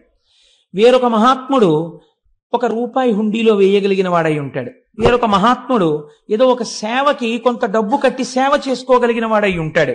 దీన్ని ఇష్ట అంటారు. అంటే ద్రవ్యమును, కాయికమైనటువంటి శక్తిని ఈశ్వరుని యొక్క అనుగ్రహము కొరకు వెచ్చించుట. ఇది చేస్తున్నావా? గురువు శిష్యుణ్ణి అడుగుతాడు, నీ ద్రవ్యం దాచేసుకోవడమేనా? నువ్వు కూడా అలా ఖర్చు పెడుతున్నావా? అందుకే గురువుగారు ఫ్రీగా కూర్చోకూడదు పూజకి. ఎప్పుడు చెప్పిన గురువుగారు కూడా డబ్బు కట్టాలి. లేకపోతే ఇంకెందుకు ఆ గురువు బరువు? తనకి ఫ్రీయా, మిగిలిన వాళ్ళు డబ్బులు కట్టాలా? ఇంకెందుకు? తను కూర్చుంటే తను కట్టాలంతే. కాబట్టి ఇష్ట, దీన్ని ఇష్టం అంటారు. రెండవది పూర్తము. పూర్తం అంటే ఏంటో తెలుసా అండి? మీకు అటువంటి అర్హత శరీరములో ఇయ్యబడితే ప్రయత్నపూర్వకంగా మీరు ఒక చోట కూర్చుని, అయ్యా నేను హవిస్సు వేస్తానండి అగ్నిహోత్రంలో అని అడగాలి, నేను ఒక సమిధ వేస్తానండి అని అడగాలి. నేను చూపించాను, నాతో కామకోటి పీఠానికి వచ్చిన వాళ్ళకి నేను చూపించాను, చూడండి. శివుడికి అర్చన జరుగుతుంటే సాయంకాలం జరగబోయే అర్చనకి అక్కడ ఒక బ్రహ్మచారి కూర్చుని అన్ని దళాలకి 3 ఆకులు ఉండేటట్టుగా జాగ్రత్తగా దళాల్ని కత్తిరించి ఓ పళ్ళెంలో పెడుతున్నాడు. అదొక సేవ. అలా మీరు ఒక అగ్ని కార్యం చెయ్యాలి, మీరు ఒక హోమం చెయ్యాలి. రేపు సుబ్రహ్మణ్య హోమం జరుగుతుంది. మీకు చెయ్యడం చేత కాకపోవచ్చు, మీ ద్రవ్యం వేసి మీరు ఆచార్యముఖేనా అని కూర్చోవాలి. కూర్చుంటే ఇప్పుడు ఆచార్యులు చేస్తారు, కానీ ఎవరికి ఆ ఫలితం? మీకే. అప్లికేషన్ రాసిన వాడు ఎవరైనా సంతకం పెట్టిన వాడికే చెక్ వస్తుంది. అలా ఫలితం మీకే వస్తుంది. కాబట్టి పూర్తము, ఈ రెండు మీరు చేసి తీరాలి. ఇది పరమధర్మము మనుష్య జన్మకి. ఈ రెండూ చేయకపోతే మీ ధర్మాన్ని మీరు విస్మరించినట్టు. డబ్బు దేనికి? దాచుకోవడానికి. శక్తి దేనికి? ఇంట్లో వాడుకోవడానికి. ఇంకా ఎక్కువైపోయి డాక్టర్ గారు చాలా ఎక్కువైపోతోంది నీలో శక్తి అంటే మార్నింగ్ వాక్ ప్రయత్నపూర్వకంగా రోడ్ల మీద బడి తిరిగి తగ్గించుకోవడానికి. అంటే నేను తిరిగే వాళ్ళందరినీ తప్పు పట్టట్లేదు, వాళ్ళు మహాత్ములై ఉండి ఉండవచ్చు. వాళ్ళని నేను ఒకవేళ వాళ్ళు ఏమో ఎటువంటి భావనతో చేస్తున్నారో అది నేను తప్పు పట్టి మాట్లాడటలేదు. కనుక ఇష్టాపూర్తములు ఈ రెండూ చేయవలెను. ఈ రెండూ ధర్మ మార్గము వైపుకి మీ మనస్సుని, శరీరాన్ని తిప్పుకోవడానికి మీరు ఉపయోగించుకుంటారు. It is a self check. మీకు మీరు, నా దగ్గర ఇంతుంది, ఒకవేళ గభాలన డాక్టర్ గారి దగ్గరికి వెళ్ళి ఒక ₹1000 ఖర్చు పెట్టవలసి వస్తే నేను పెడతానా? పెట్టగలను. ఏం భగవంతుడి పేరు చెప్పేటప్పటికి ఎందుకు వెనకంజ వేస్తున్నానో, కాబట్టి నేను పెడతాను. మీకు మీరే న్యాయమూర్తి. ఇది శాస్త్రం అంది ఇష్టాపూర్తములు. అలాగే మాట్లాడింది గురువు. అంతకన్నా మాట్లాడు. ఇష్టాపూర్తములను చేస్తున్నావా అని అడుగుతారు. ఈ రెండు చెయ్యడం వల్ల మీరు సోపానములను ఎక్కుతారు. దీన్నేనండి సంగీతంలో నాదోపాసన అని పిలిచారు. దీన్ని రాగాల ఆరోహణ అవరోహణైనది అంటారు. దేని వల్ల కింద పడ్డావో దాంతోనే పట్టుకుని పైకెక్కాలి. ఆ సరిగమ పదనిసలతోటే పైకెక్కుతారు, కిందకి దిగుతారు. నాదోపాసన చేస్తారు. వాళ్ళు నాదోపాసన చేసి వాళ్ళు అదే సిద్ధిని పొందుతారు. కాబట్టి మనకి ఎటువైపు నుంచి వచ్చిన శాస్త్రం దాన్నే నేర్పింది, భగవంతుడి వైపుకి వెళ్ళడాన్ని నేర్పింది. కనుక చూడండి, ఇప్పుడు వైదికమైనటువంటి మార్గంలో ఈ ప్రయత్నంలో తల్లి యందు పెద్ద బాధ్యత పెట్టింది శాస్త్రం. ఈ ధర్మం అన్నది అసలు ఎక్కడ ప్రారంభం అవ్వాలి అని అడిగితే తల్లి దగ్గరే ప్రారంభము. ఎందుకో తెలుసా అండి? నేను ఈ మాట ఎందుకు చెప్తున్నానో మీరు ఈ శ్లోకాన్ని అవధరించండి, మీకే అర్థమవుతుంది. శైశవేభ్యస్త విద్యానాం, చిన్నతనంలో శైశవంలో భగవంతుడన్నవాడొకడున్నాడన్న పూనిక పిల్లల యందు ఏర్పడేటట్టుగా విద్యాభ్యాసము జరిగి తీరవలెను. ఇది స్కూల్లో చెప్పరు ఇవాళ. వాళ్ళకి సిలబస్సు, పెద్ద బ్యాగు, ఓ పెద్ద ఏదో వాళ్ళ స్కూల్కి వీడు అడ్వర్టైజ్మెంట్కు పనికొచ్చే వస్తువుల ఓ బ్యాడ్జీ పెట్టుకు తిరగాలి, ఎన్ని దిక్కుమాల అలంకారాలు చేసుకోవాలో ఓ స్కూల్కి వెళ్ళాలంటే. ఇవి వాళ్ళు నేర్పేది. మీరేం నేర్పాలి? మీరు పునరావృత్తి రహిత శాశ్వత శివ సాయుధ్య స్థితికి కావలసిన విద్య ఇంట్లో నేర్పాలి. అమ్మ చెప్పిన మాట బిడ్డడికి నాటుకున్నట్టు ఎవరు చెప్పినది నాటదు. మీరు జ్ఞాపకం పెట్టుకోండి. ఉపమన్యు ఆఖ్యానం ఇదే, ఎదర శివ మహాపురాణంలో వస్తుంది. అమ్మ ఒక మాట చెప్పింది అనుకోండి, వాడు బయటికి వెళ్ళి అంటాడు మా అమ్మ చెప్పింది ఇది నిజం అంటాడు. అమ్మ నేర్పాలి, నాన్న ఈయన శంకరుడు, ఈయన నారాయణుడు, ఈవిడ లక్ష్మి. ఇది కనకధారా స్తోత్రం. ఏది చెప్పు? ఆపదామపహర్తారం దాతారం సర్వసంపదాం. చిన్నతనంలో 4 శ్లోకాలు నేర్పాలి. భగవద్భక్తి అలవాటు చెయ్యాలి. వాడికో పంచె కట్టుకోవడం నేర్పాలి. వాడికి దేవుడి దగ్గరికి వెళ్ళి నమస్కారం పెట్టడం నేర్పాలి. చిన్నతనంలో పూర్వం నాయనమ్మలు అమ్మమ్మలు పిల్లల్ని దగ్గర కూర్చోబెట్టుకుని జోదు పెట్టని గోవింద అని ఇలా పెట్టడం నేర్పేవారు. ఎవరైనా ఇంటికి వస్తే చూడండి మా మనవాడు ఎంత బాగా జోది పెడతాడో అని చెప్పి గోవిందా గోవింద అంటే వాడు ఇలా అంటుండేవాడు. ఇలా వాడికి తెలియకుండా అన్నది వాడి యొక్క బుద్ధి మార్చి వాడిని సక్రమ మార్గంలో తిప్పేది. మనం ఇవాళ టీవీ సీరియల్ వాడికి కూర్చోబెడతాం. ఏమిటి వస్తుంది వాడికి? బుద్ధి రమ్మంటే. కాబట్టి ధర్మమునకు ప్రాతిపదిక ఎక్కడ పడుతోంది? శైశవేభ్యస్తు విద్యానాం యవ్వనే విషయైషిణాం. నువ్వు ఎంత జాగ్రత్త పరుడవైనా ఇంద్రియములు బలిష్టములు. కాబట్టి బలిష్టమైన ఇంద్రియములు కోరుకునేటటువంటి సుఖములేవి ఉన్నాయో వాటిని పరమ ధర్మబద్ధంగా అనుభవింపచేసి ఆ సుఖములు కాదన్న వైరాగ్య బుద్ధిని సంతరించుకోవడానికి ధర్మపత్నిని స్వీకరించి కామమును ధర్మబద్ధమైన కామము చేత ధర్మబద్ధమైన అర్థముగా సంతానమును పొందు. కాబట్టి విషయ సుఖములను కూడా ఈశ్వరుడి వైపుకి తిప్పింది శాస్త్రం. కాబట్టి ఇప్పుడు ఏం చెయ్యాలి? యవ్వనే విషయేషిణాం. యవ్వనమునందు విషయములనబడేటటువంటి విషము కలిగిన పాముల చేత కాటువేయబడకుండా ఆ సుఖములను ధర్మపత్ని యందు పొంది అర్థమును పొందు. వార్ధకే మునివృత్తీనాం. నువ్వు వృద్ధాప్యంలోకి వచ్చేశాక కూడా తాళాల గుత్తి కోసం వెంపర్లాడవద్దు. ఇంటికి ఎవరొచ్చారు, ఎవరెళ్ళారు, ఎక్కడ తిరుగుదాం, ఏం చేద్దాం, ఎక్కడికి పరిగెడదాం, ఈ బుద్ధి మాను. వార్ధక్యం వచ్చాక నీకున్నది ఒక్క ధర్మం. మునివృత్తీనాం. మననం చెయ్యి, సంతతము మననం చెయ్యి. నిన్ను రమ్మంటారు, నేను రానని చెప్పు. నేను రాను. అయిపోతోంది టైం. ఓ పక్క జ్యోతి ఆరిపోవడానికి సిద్ధమైపోతోంది సమయం. దీపం ఉండగా ఇల్లు చక్కబెట్టావు. లేచిన దగ్గర నుంచి పూజా మందిరం మీద ఎగబడకో. ఈ కొడుకున్నాడు, కోడలున్నారు చేయడానికి, వాళ్ళకి అలవాటు చెయ్యి. నువ్వేం చేస్తావు? కూర్చో. ధ్యానమునందు కూర్చుని బాగా మననం చెయ్యి. నువ్వు ఇతపూర్వం ఏం విన్నావో, ఏం చదివావో, ఏం చూశావో అవి మననం చేస్తూ ఉండు. ఏ సంకల్పము ఊపిరి మీద ఆధారపడింది, ఏ ఊపిరి తర్వాత నీ ఆయుర్దాయం ఆగిపోతుందో ఎవరికి తెలియదు. వృద్ధాప్యంలోకి వచ్చేసావు, 3వ నెంబర్ ప్రమాద పతాకం పడిపోయింది, స్థానిక భద్రతా సూచనగా. ఇంకా ఎందుకు తిరుగుతావు? ఇక తిరగకు. మహానుభావులు ఉన్నారండి లోకంలో. శ్రీభాష్యం అప్పలాచార్య స్వామి వారికి నడుము విరిగిపోతే వారిని చూడ్డానికి వెడితే మిగిలిన వాళ్ళు కళ్ళనీళ్లు పెట్టుకున్నారు. స్వామి చక్కగా రామాయణం చెప్పేవారు, ఏమిటండి ఇలా నడుము విరిగిపోయింది అంటే ఆయన అన్నారు, తిరిగి చెప్పవలసిన అవసరం పూర్తయింది లేరా? ఏం మంచం మీద కూర్చుని రామాయణం తలుసుకో పొంగిపోలేవా? నీ దగ్గరికి వచ్చిన వాళ్ళకి చెప్పుకోలేవా అని ఒక చోట కూర్చుని అనుభవించమని స్వామి నన్ను ఇలా కటాక్షించాడు అన్నారు. ఆయన మర్యాదా పురుషోత్తముడు. రామాయణం చదువుకుని రామోపాసన చేసిన మహాపురుషుడు ఆయన. కనుక వార్ధకే మునివృత్తీనాం యోగానంతే తనుత్యజాం. చిట్ట చివర నీ మనస్సుని యోగము చేత అనేన యుజ్యతే ఇతి యోగః. అన్నిటికీ సాక్షిగా ఉంటూ కొడుకొచ్చేదో చెప్తాడు, ఆహా అలాగేనా నవ్వు. కోడలొచ్చేదో చెప్తుంది, ఓ నవ్వు. తామరాకు మీద నీటి బొట్టు. నువ్వు అలా హాయిగా ఉండగా శరీరము నుంచి ప్రాణోత్క్రమణం జరుగుతోంది. ఏమీ హడావిడక్కర్లేదు. అవుతుందని చెప్పారు పెద్దలు, ఎన్ని మాటలు వినలేదు, ఎంతమంది వెళ్ళిపోలేదు.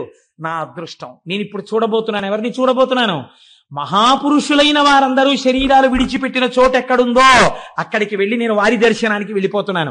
నేను ఏ పరమాత్మ పాదాలు పట్టుకున్నానో వాడిలోకి వెళ్ళిపోతున్నాను. కాబట్టి పడిపోతున్న శరీరాన్ని సాక్షిగా చూస్తూ నువ్వు ఆరాధించిన వాడిలో కలిసిపో. కాబట్టి ఏమైంది? యోగేనాంతే తనుత్యజాం. శరీరమును వదిలిపెట్టు. ఎంత పెద్ద మాట అన్నారో చూడండి. చచ్చిపోతున్నానని ఏడవకు. ఓ ఉత్తరీయాన్ని తీసి రాత్రి ఇంటికి వెళ్ళిపోయిన తర్వాత అలా దండం మీద బారేసినట్టు, ఫలహారమో రాత్రి భోజనమో అయిపోయిన తరువాత నీ మీద వేసుకున్న ఉత్తరీయాన్ని వదిలిపెట్టేసి పడుకోవడానికి ఓ తేలిక బట్టను ఎలా కట్టుకుంటావో అలా మళ్ళీ పొద్దున్న లేచి స్నానం చేసే ముందు ఆ తేలిక వస్త్రాన్ని వదిలేసినట్టు అయిపోయింది ఈశ్వర, దీనితో ప్రయోజనాన్ని సిద్ధింపచేశావు, నన్ను అనుగ్రహించావు అని ఈశ్వరుడిలోకి చేరుతూ దీన్ని వదులు, దీనికి ధర్మం పట్టుకో, ధర్మం తప్ప వేరొక మార్గం లేదు. ఇదే శాబ్దిక ప్రమాణమైన వేదము. ఈ వేదమును ఎవరు ఇచ్చాడో వాడు రుద్రుడు. ఆ రుద్రుడు ఏమి చేస్తూ ఉంటాడు మన చేత అంటే, ఈ శాబ్దిక ప్రమాణమైనటువంటి వేదము చేత ప్రతిపాదింపబడినటువంటి ధర్మము మనకి బాగా అర్థమయ్యేటట్టుగా ఆ శివుడే ఒక గురు రూపంలో వచ్చి చెప్పి మన మనస్సులను మార్చి పరమాత్మ వైపుకి అడుగులు వేసేటట్టు బుద్ధిని చక్కదిద్దినాడు. కాబట్టి ఇప్పుడు ఎవడు రుద్రుడు? వాడే వీడు, వాడు రుద్రుడై ఉన్నాడు. కాబట్టి ఇప్పుడు వేద ప్రమాణము వైపు నడిపించాడు. మీరు రామాయణంలో ఒక చిత్రమైన సంఘటన ఉంది. తల్లి కౌసల్యామాతకెళ్ళి రామచంద్రమూర్తి నమస్కరించారు అరణ్యవాసానికి వెళ్ళిపోతూ. అమ్మా నేను బయలుదేరుతున్నానమ్మా అన్నారు. తల్లి ఏమనాలి? నాన్న లౌకికంగా పెట్టిందనుకోండి రక్ష ఆవిడంది, లక్ష్మణుడు వచ్చి తిరగబడవాయా దశరథ మహారాజు మీద చంపేస్తానంటే నువ్వు ఒప్పుకోలేదు, ధర్మం పట్టుకున్నావు. నాకు తెలిసి రామా, ఇది ఒక తల్లి నేర్పవలసిన మాట. ఒక తల్లి కొడుకు గురించి ఈ మాట అన్ననాడు పొంగిపోయిన మాట. ఒక తల్లి ఏ లోకంలో ఉన్నా ఎప్పుడు సంతోషిస్తుందో తెలుసా అండి? ఏ తల్లి కన్న బిడ్డడవోనయ్యా, నిజంగా ఇంత గొప్పగా ప్రవర్తిస్తున్నావు, ఎంతమందిని సంతోషపెడుతున్నావయ్యా అన్ననాడు ఆ తల్లి సంతోషిస్తుంది. ఏ లోకంలో ఉన్నా మృత్యుబాధను అనుభవించి నేను వీడిని ప్రసవించినందుకు వీడు నా పేరు నిలబెట్టాడని నా కన్న కడుపు సార్థకమైందంటుంది. కౌసల్యా లోకభర్తారం సుషుభేయం మనస్వినీతం మమార్థం సుఖం పృచ్ఛా శిరసా చాభివాదయా అంది సీతమ్మ తల్లి సుందరకాండలో. అందరూ తల్లులు బిడ్డల్ని కన్నారు వాళ్ళ కోసం. మా అత్త కౌసల్య అలా కన్లా, లోక కళ్యాణాన్ని తీసుకురాగలిగిన రామచంద్రమూర్తిని కంది.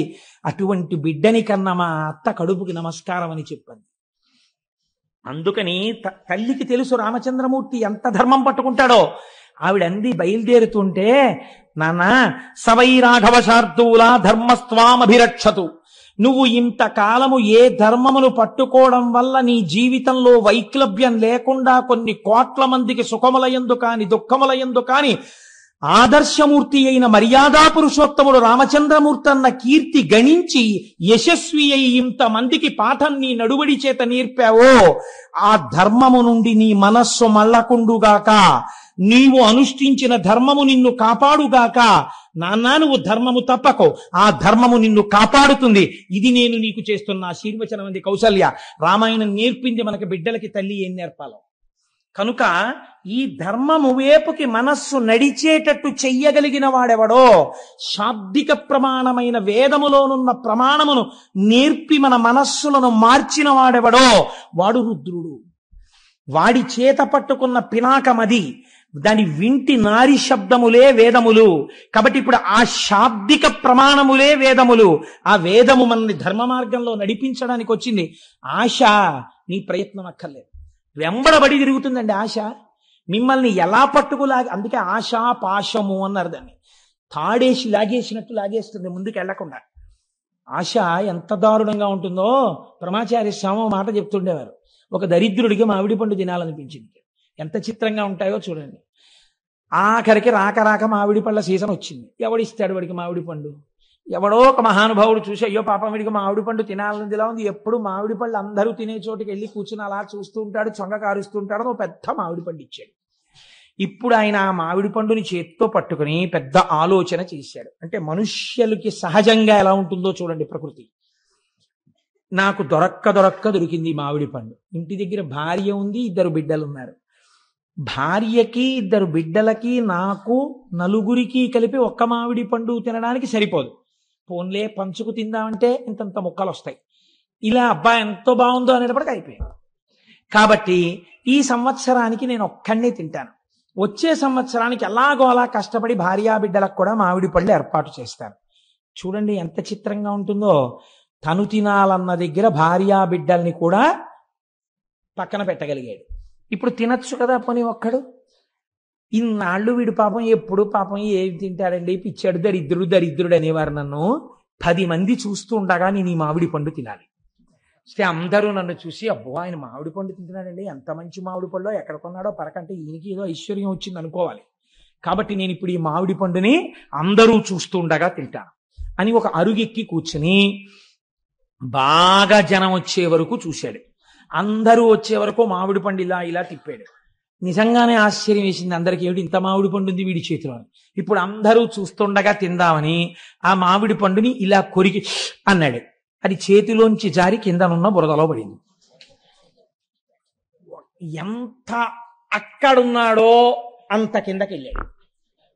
ఇప్పుడు ఆ మామిడి పండుని వదలలేడు. తీసి కడిగైనా తినేద్దామని ఉంది. తీసి కడిగితే వీళ్ళందరూ ఏమనుకుంటారు? ఇప్పుడు ఎవరు చూడాలనుకున్నవాడో వాళ్ళే ప్రతిబంధకం అయ్యారు. తీసి కడగడమా, ఇలా ఊరుకోవడమా? గట్టిగా చెంచాడు రసం తాగలేదే, పండు పడిపోయింది కింద, ఏం చేయడం అని ఆలోచిస్తున్నాడు. పంది వచ్చి ఎత్తుకుపోయి అయిపోయింది మామిడి పండు. ఆ వచ్చే సంవత్సరానికి మళ్ళీ దొరికితేను. ఇంత ఆశాపాశములు, ఇది ఒక దృష్టాంతం. ఇలాంటి ఆశాపాశాల్లో మనం ఎన్నింటితో తిరుగుతున్నాం మీరు చూడండి. సాధారణంగా ఒక మాట వినపడుతూ ఉంటుంది మనకి ఇళ్లలో. ఎక్కడికైనా వెళ్ళినప్పుడు వాళ్ళ ఇంటికి ఫంక్షన్కి వెళ్తున్నాం కదా, అదేంటి ఇలా పెడితే ఏం బాగుంటుంది, ఈ చీర కట్టుకోనా బాబాయ్, వాళ్ళ మీద ఎందుకు, ఈ ఈ ఈ ప్యాంట్ వేసుకోనా అంటే నా మీదే కదా, ఈ ప్యాంట్ వేసుకోనా, ఈ షర్ట్ వేసుకోనా, ఇలా బెల్ట్ పెట్టుకోనా, ఇలా టక్ చేసుకోనా, ఇలా స్ప్రే కొట్టుకోనా, అదేంటి మంచి గాడీ డిజైన్ ఉన్న షర్ట్ వేసుకోనా, ప్లెయిన్ షర్ట్ బాగుంటుందా, ఆయన ఫుల్ హ్యాండ్స్ వేసుకోనా, హాఫ్ హ్యాండ్స్ వేసుకోనా, ఇన్ని అడుగుతాడు. బ్రాస్లెట్ చెస్ట్లో ఉందా, లాకర్లో ఉందా, ఇంట్లో ఉందా, ఓసారి పెట్టుకోనా. బ్రాస్లెట్ పెట్టుకుని ఫుల్ హ్యాండ్స్ వేసుకుంటే కనపడుతుందా, హాఫ్ హ్యాండ్స్ వేసుకుని బ్రాస్లెట్ వేసుకోనా. ఎన్ని దిక్కుమాల ఆలోచనలండి. దీనికి ట్రైనింగ్ కావాలండి మీకు. మీకు ఎవడైనా వచ్చి చెప్పాలండి, నేర్పాలా? సహజంగా వస్తాయి. ధర్మం వైపుకి అడుగు పడాలంటే ఈశ్వరానుగ్రహం ఉండాలి. నా ప్రవర్తన ధార్మికంగా ఉందా అని చూసుకోవడానికి మీకు లోపల కలేజా రావాలి. ఆ కలేజాకి అటువంటి ధార్మిక ప్రవర్తనకి ఈశ్వరానుగ్రహం కావాలి. అలాంటి అనుగ్రహం ఇచ్చి నడిపించేవాడెవడో వాడు రుద్రుడు. ఇప్పుడు నాకు అక్కర్లేదనేవాడు ఎవడైనా ఉంటే నాకు చూపించండి రుద్రుణ్ణి. నమస్తే రుద్రమన్యవ ఉతోత ఇషవే నమః. నీ కోపం వస్తే ఇన్ని భ్రష్టత్వాలు వస్తాయి. అందుకని వద్దా, ఆ ధనస్సు వద్దు, ఈ ధనస్సు పట్టుకో, ఇది అందుకని పినాకి అని పిలిచింది శాస్త్రం ఆయన్ని. కాబట్టి ఇప్పుడు చూడండి అంటున్నారు రుత్, రుద్ర శబ్దములో రుత్ అన్న మాట ఉంది. ఈ రుత్ తాం భక్తేభ్యో ద్రావయతి. రుత్ అంటే ప్రతిబంధకము, అడ్డము. ఒక అడ్డం ఉంది. ఈ అడ్డం ఉండడం వల్ల వాడు ఈశ్వరుణ్ణి చేరలేకపోతున్నాడు. చేరలేక మనస్సు నిలబట్టలేదు, ఈశ్వరాభిముఖం కావట్లేదు. ఈశ్వరుణ్ణి గట్టిగా పట్టుకున్నాడు. రోషీరోయదు కామినీ జనుల తారుణ్యోరు సౌఖ్యంబులన్ బాసీబాయద పుత్రమిత్రధన సంపద్భ్రంతి వంచాలతల్ కోశీకోయదు నమనంబకట నీకున్ ప్రీతిగా సత్క్రియలు చేసి చేయదు దీని తుళ్ళన చవే శ్రీకాళహస్తీశ్వర అన్నాడు దుర్జటి. ఉన్నదున్నట్టు చెప్పుకున్నాడు. కాబట్టే మహాపురుషుడయ్యాడు. కాబట్టి చూడండి, ఎవరు భగవంతుణ్ణి నిజంగా కోరుకుని ఈశ్వర నేను ఈ కోరికల వల్ల, ఈ కారణాల వల్ల నిన్ను పొందలేకపోతున్నాను, వీటి మీద నా మనస్సు మరల్చు అని వెళ్ళి నిజాయితీతో చెప్పుకున్నాడో ఈశ్వరుడికి, ఆ నిజాయితీకి పొంగిపోయి తీసేస్తాడంతే ఆ ప్రతిబంధకాన్ని. అమ్మా నాకు చదవాలనే ఉందమ్మా, కానీ రాత్రి 10 అయ్యేటప్పటికీ నాకు నిద్ర వచ్చేస్తోందమ్మా, కాసేపు అమ్మా నువ్వు కూడా నా పక్కన కూర్చుని నాకు 10 అయ్యేటప్పటికి నిద్ర వచ్చేసేయకుండా నాకు ఇలా కళ్ళు పడిపోతుంటే ఒక్కసారి నన్ను కొట్టి నాకు ఒక్క 20 నిమిషాలు ఏమైనా మంచి మాటలు చెప్పావా, నేను మళ్ళీ 11 వరకు 11:30 వరకు చదువుకోగలను. అమ్మ నాతో పాటు కూర్చోవా అంది పిల్ల. కూర్చోవలసిన అవసరం తల్లికి ఏమిటి? 9ంటికి హాయిగా పడుకోగలదు తల్లి. అలాగే నాన్న కూర్చుంటానండి. ఎవరి కోసం కూర్చుంది? 10 వరకు పనున్నా లేకపోయినా రేపు చెయ్యబోయే కూరకి ఇవ్వాలే, కూర తరుక్కుని ఏదో పని చేసుకుంటూ కూర్చుంది. 10 అయింది. పిల్ల చదువుకుంటున్న గదిలోకి వచ్చింది. ఇలా కునికుపాట్లు పడుతోంది. లేపి ఓ గుక్కెడు టీయో కాఫీయో పాలో ఇచ్చి, కాసేపు నాన్న మీ నాన్నగారు ఎంత సంతోషపడిపోతారో, నీకో మంచి ర్యాంక్ వస్తే నాన్నగారు ఏమన్నారో తెలుసా, తల్లిగాడు తెల్లగా ఉంటాడు, వాడికి నేను 2 జతల గాజులు చేయిస్తాను, నా తల్లి 2 జతల గాజులు వేయించుకుంటే దాని రంగు మీద గాజులు అందమే కనపడదు, నా తల్లి బంగారం కన్నా గొప్పది అని మీ నాన్నగారు మురిసిపోతారు. మీ నాన్నగారు నీ చేతులకి 2 జతల గాజులు తెచ్చినప్పుడు ఎంత పొంగిపోవాలి. మరి నువ్వు కష్టపడి చదవాలి కదా నాన్న, నువ్వు 11:30 వరకు చదవ. అమ్మా ఇంకా నువ్వు 20 నిమిషాలు కూడా అక్కర్లేదు, ఇంకో 15 నిమిషాలు వేస్ట్, నువ్వు పడుకో నేను చదువుకుంటానని చదివేసుకోండి. అమ్మ ఏం చేసింది? ఏది లక్ష్యమును చేరడానికి ప్రతిబంధకమో దాన్ని తీసేసింది. మీకు ఈశ్వరుణ్ణి చేరడానికి ఏది ప్రతిబంధకమో, నమస్తే రుద్రమన్యవ ఉతోత ఇషవే నమః అని అభిషేకం చేస్తే, పారాయణ చేస్తే రుద్రాన్ని, శివాష్టోత్తరం చదివితే ఆయన ఆ ప్రతిబంధకాన్ని తీసేస్తాడు. ఇది రుద్రః, ఇది రక్షణ కలిగినటువంటి. అందుకని నమస్తే రుద్రమన్యవ అంటూ వెళ్ళి ఆ చేతిలో ధనస్సును రుద్రశబ్దంతో కలపడం వెనకాల కారణం అది. ఇప్పుడు రోదయతి శత్రువున్ రుద్రః, ఇప్పటి వరకు మిమ్మల్ని ఏడిపించిన వారు లేదా లోకమునకు శత్రువులైన వాళ్ళు, అంటే ఈశ్వరుడు ప్రతిపాదించినటువంటి ధర్మమునకు విరుద్ధమైన మార్గములో ప్రవర్తించడమునందు మమేకమైన వారు, అటువంటి వారిని ఏడిపించేవాడు. అంటే మాకు ఒంట్లో బలం ఉంది కదా అని తిరిగారు రాక్షసులు, అంటే ఈశ్వర మార్గమును విస్మరించిన వారు, వాళ్ళని మట్టు పెట్టగలిగిన వాడు, వాళ్ళని ఏడిపించగలిగిన వాడు. రుదం రోదనం ద్రావయతీతివా రుద్రః, మీకు అపారమైనటువంటి దుఃఖం ఉంది ఒక కారణం చేత, అది ఏదైనా కారణం కావచ్చు. ఇప్పుడు మీరు ఒక్కటి మాత్రం వేదాంతంలో జ్ఞాపకం పెట్టుకోండి, చేసిన పాపమునకు ఏడవవలసినదే ఎవడైనా. అది ఆ ఏడుపు ఎలా ఉంటుంది అంటే, మీకు బాగా ఏ వస్తువు ప్రీతిపాత్రమైతే ఆ వస్తువు జోలికి విడితే బాగా ఏడవగలరు. అంటే పెద్ద పాపం ఉందనుకోండి, చాలా కాలం ఏడిపించాలంటే ఆ వస్తువు జోలికి వెళ్ళాలి కదండి. ఈశ్వరానుగ్రహం బాగా ఉందనుకోండి, శాశ్వతంగా దూరం చేయకుండా మీ కళ్ళ ముందే ఉంచి మీకు లేనిది చెయ్యొచ్చు ఒక్కొక్కసారి. ఇలా కూడా జరుగుతుంటుంది లోకంలో చిత్రం. ఎలా చెప్పండి? తన కొడుకే ఫోన్ చేశాడు. ఏం నాన్న బాగున్నావా అన్నాడు. నాన్నగారండి ఏం చేస్తున్నారండి అన్నాడు కొడుకో. ఏం చేస్తున్నానా? భోజనం చేస్తున్నాను రా అన్నాడు. నాన్నగారండి ఏం వండింది అమ్మ ఇవాళ అన్నాడు. అమ్మ వంకాయ అల్లం కారం పెట్టి వండింది రా, ఎంత బాగుందో అన్నాడు. నాన్నగారండి మాకు ఇక్కడ పెడతారండి హాస్టల్లో గడ్డి, మీరు అక్కడ చెప్తుంటే నా నోరు ఊరిపోతుంది నాన్నగారండి అన్నాడు. ఇక్కడ కొడుకు తండ్రి యొక్క కందుల వెంట నీళ్లు కారి ఇంకా వెయ్యకే ఆ కూర అన్నాడు. ఎందుకన్నాడు? కొడుకు తనతో కలిసి ఆ కూర తినలేకపోయింది అన్నారు. శంకరుడు ధనస్సు పట్టుకుంటే ఇంత స్తోత్రమా, వేదంలో ఇన్ని మంత్రాలు రావడమా, ఎందుకు రావాలి అని అడిగారు. అడిగితే కారణం చెప్పారు. పినాకః త్రిపుర దహన కాలే శరజ్వాలా జాలైర్నాకం పిహితవాన్ పినాకః తదా మేరు ధనుస్త్వాత్ అన్నారు. లోకమునందు ఎక్కడా లేని రీతిలో బంగారు పర్వతమైనటువంటి మేరు పర్వతాన్ని తన చేతిలో ధనస్సుగా పట్టుకుని నిలబడిన నాడు, అటువంటి ధనస్సు యొక్క కాంతుల చేత సమస్త లోకములు కప్పబడిపోయి రాత్రనక పగలనక బంగారు కాంతి యందు అన్ని లోకములు ఎప్పుడు ప్రకాశించాయో, అలా ధనస్సు చేతిలో ఎవడు పట్టుకున్నాడో వాడి చేతి ధనస్సే చిత్రం. అలా ఎవ్వరూ పట్టుకోలేరు. అలాంటి ధనస్సు పట్టుకున్నాడు కాబట్టి నిన్ను పినాకి అని నీ చేతి ధనస్సుని స్తోత్రం చేస్తున్నావు అన్నారు. మా గురువు గారు పినాకి అన్న మాటని ఎంత అనుభవించారో తెలియదు కానీ వారి కొడుక్కి పినాకపాణి అని పేరు పెట్టుకున్నారు. కాబట్టి ఇన్ని విషయాల్ని సమన్వయం చేస్తూ మనకి పెద్దలు అన్నారు, ఆయన చేతిలో ఉన్న ధనస్సుని ఇన్ని రకములుగా ఉద్ధరించగలదు. కాబట్టి ఆ ధనస్సుని చూడడం, ఆ ధనస్సు గురించి చెప్పిన రుద్రాన్ని పారాయణ చెయ్యడం, ఆ రుద్రంతో అభిషేకం జరుగుతుంటే చక్క ప్రశాంతంగా కూర్చుని వినడం, అది ఇది కాదు. నీకు చేతనైతే చక్కగా నువ్వే కూర్చుని చదువుకుని మురిసిపోవడం నేర్చుకో. అందులో నిజంగానండి అనువాకాలు పెడతాయి. ఒకానొకప్పుడైతే మేము ఒక సంకల్పం చేశాం, అసలు ఆ రుద్రానికి ప్రతి అనువాకానికి వ్యాఖ్యానం చేద్దాం, ప్రతి అనువాకం మీద ఉపన్యాసం చెప్దాం అని చెప్పి అనుకున్నాను. కానీ అది శివమహాపురాణంగా వచ్చింది. ఏమో ఈశ్వరుడు ఎప్పటికైనా కోరిక తీరిస్తే నేను ధన్యుణ్ణవుతాను. అందుచేత అటువంటి ధనస్సు చేత పట్టుకున్నటువంటి వాడు శంకరుడు. ఇప్పుడు ఇవాళ మనం కేవలం ఈ విషయాన్ని స్పృశించి ఈ విషయాన్ని మనం మాట్లాడుకుంటూ ఉండగా మీరు వినడము చేత ఎన్ని కోట్ల జన్మలలో అనుభవించవలసిన పాపరాశి దగ్ధమైపోయి ఉంటుందో మీకు తెలియదు, తెలియనక్కర్లేదు కూడా. కానీ ఆ ఫలితం అలా వచ్చేస్తుంది. ఎందుకని అంటే మీరు అటువంటి దర్శనం, అటువంటి మాటలు విన్నారు. వినడం చేత దాని ఫలితం అలా వచ్చి తీరుతుంది. కాబట్టి శివో మహేశ్వర శంభు పినాకి శశిశేఖర, ఆయన్ని శశిశేఖర అని పిలిచారు. శశకం అంటే కుందేలు, అది దూకుతుంది, దూకే స్వభావం ఉన్నది. దూకే స్వభావం ఉన్నది కాలము. ఈ కాలము దూకుతుంది అని ఎందుకంటారంటే, మీరు చూడండి, సుఖము చేత కాలము దూకేస్తుంది. భోగి పండక్కి కూతురు అల్లుడు మనవలు వస్తున్నారనుకున్నప్పుడు రిటైర్ అయిపోయిన ఆయనకి ఎంతకీ భోగి రానట్టు అనిపిస్తుంది.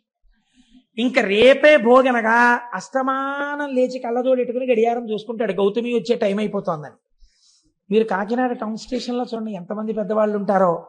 ఆ కూతుళ్ళని కౌగలించేసుకుని, అల్లుళ్ళని గౌరవించేసి, ఆ మనవల్ని చేత్తో పట్టుకుని తాతగారండి తాతగారండి అంటుంటే వాళ్ళని ఆటోలు ఎక్కించుకుని, కార్లు ఎక్కించుకుని వెళ్ళిపోయి ఆ మనవలతో ఆడుకుని కనుమ వస్తుంది, అంతే కళ్ళ నీళ్లు ప్రారంభం. ఎందుకని వెళ్ళిపోతుంది కూతురు అల్లుడును. ఏమిటో వచ్చిందనుకున్నంతసేపు పట్లేదు, ఇట్టి అయిపోయింది, భోగి నుంచి కనుమకు వచ్చేసామంటాడు. దూకేసింది కాలం సుఖంలో కదండి. కాబట్టి శశకము చంద్రుడి యందు కుందేలు ఉంటుంది. అందుకే కాలము దూకుతుంది, కాలము నిబ్బరంగా ఉంటుంది. ఒక్కొక్కసారి దుఃఖంలో ఉన్నాడు అనుకోండి, ఈ కాలం గడవట్లేదండి అసలు అంటే. 20వ తారీఖునే డబ్బులు అయిపోయాయి అనుకోండి, ఏమిటో ఈ నెల గడవట్లేదండి అసలు, 31 వస్తుందా అంటాడు. కాబట్టి కాలం చాలా గడుసుగా గంభీరంగా ఉన్నట్టుంటుంది. కాబట్టి మీరు ఈ దాంట్లో అర్థం చేసుకోవలసిన రహస్యం ఒకటి ఉంది. మీరు అసలు దాన్ని పట్టుకుంటే శశిశేఖర అన్న మాటకున్నటువంటి తాత్వికమైన అర్థం మీకు అర్థం అవుతుంది. ఈ కాలమునందు మీకేమొస్తోంది? ఇప్పుడు నేను చెప్పిన 2 ఉదాహరణల్లో మీకేమర్థమైంది? ఒకదాని యందు సుఖం ఉంది, ఒకదాని యందు దుఃఖం ఉంది. దుఃఖం ఉన్నప్పుడు కాలం కదలనట్టు అనిపిస్తోంది, సుఖం ఉన్నప్పుడు దూకేసినట్టు అనిపిస్తోంది. దూకేసినట్టు కనపడిన కాలాన్ని, దూకనట్టు కనపడిన కాలాన్ని మీరు వైదిక సమన్వయం చేస్తే, క్యాలెండర్లు, డేట్లు, జనవరిలు, ఫిబ్రవరిలు పక్కన పెట్టేయండి, అది మన సంప్రదాయం కాదు.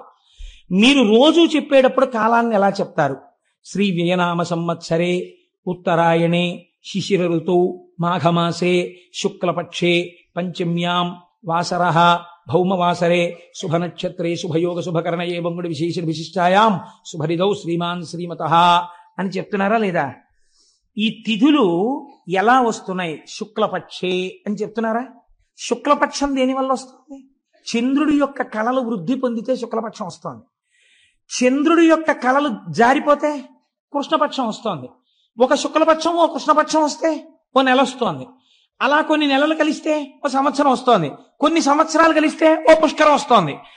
ఇలా మీకు ఆధారం ఏమిటి? చంద్రుడి యొక్క కళలు దిగడం పెరగడం. చంద్రుడి కళలు దిగడం పెరగడం, ఏదో ఒక కళలోంచి రావాలి కదా. ఆ కళలోంచి పెరుగుతున్న కళలు, ఈ వెళ్ళిపోతున్న కళలు మళ్ళీ ఆ కళలోకి వెళ్ళిపోవాలి కదా. అటువంటి శాశ్వతమైన చంద్రకళ ఏది ఉందో అది పార్వతీ పరమేశ్వరుల యొక్క కిరీటముల మీద ఉంటుంది. ఇప్పుడు ఈ కాలాన్ని మీరు దేని పెట్టి కొలుస్తున్నారో, ఈ కాలమంతా ఆయన కిరీటం మీద ఒక ఆభరణం అయి ఉంది. కాలం ఆయనకి ఆభరణము, మీరు కాలమునకు వశులు. ఎంత తేడా వచ్చింది చూడండి. కాలమునకు వశులైన మిమ్మల్ని కాలాతీతుల్ని చేసి తనతో సమానమైన వాడిగా చేసుకోగలడు. ఇది శశిశేఖర. అసలు నిజమైన తాత్వికమైన అర్థం అది. ఎవరు ఆయన పాదములు పట్టుకుంటున్నారో అటువంటి వాడికి జ్ఞానమిచ్చి కాలాతీతుణ్ణి చేసి మళ్ళీ పుట్టవలసిన అవసరం లేకుండా ఇదే చిట్ట చివరి మరణము. ఎందుకని? ఇక మళ్ళీ మరణం లేదు, ఎందుకంటే పుట్టుక లేదు. కాబట్టి ఈ స్థితికి పెంచగలడు.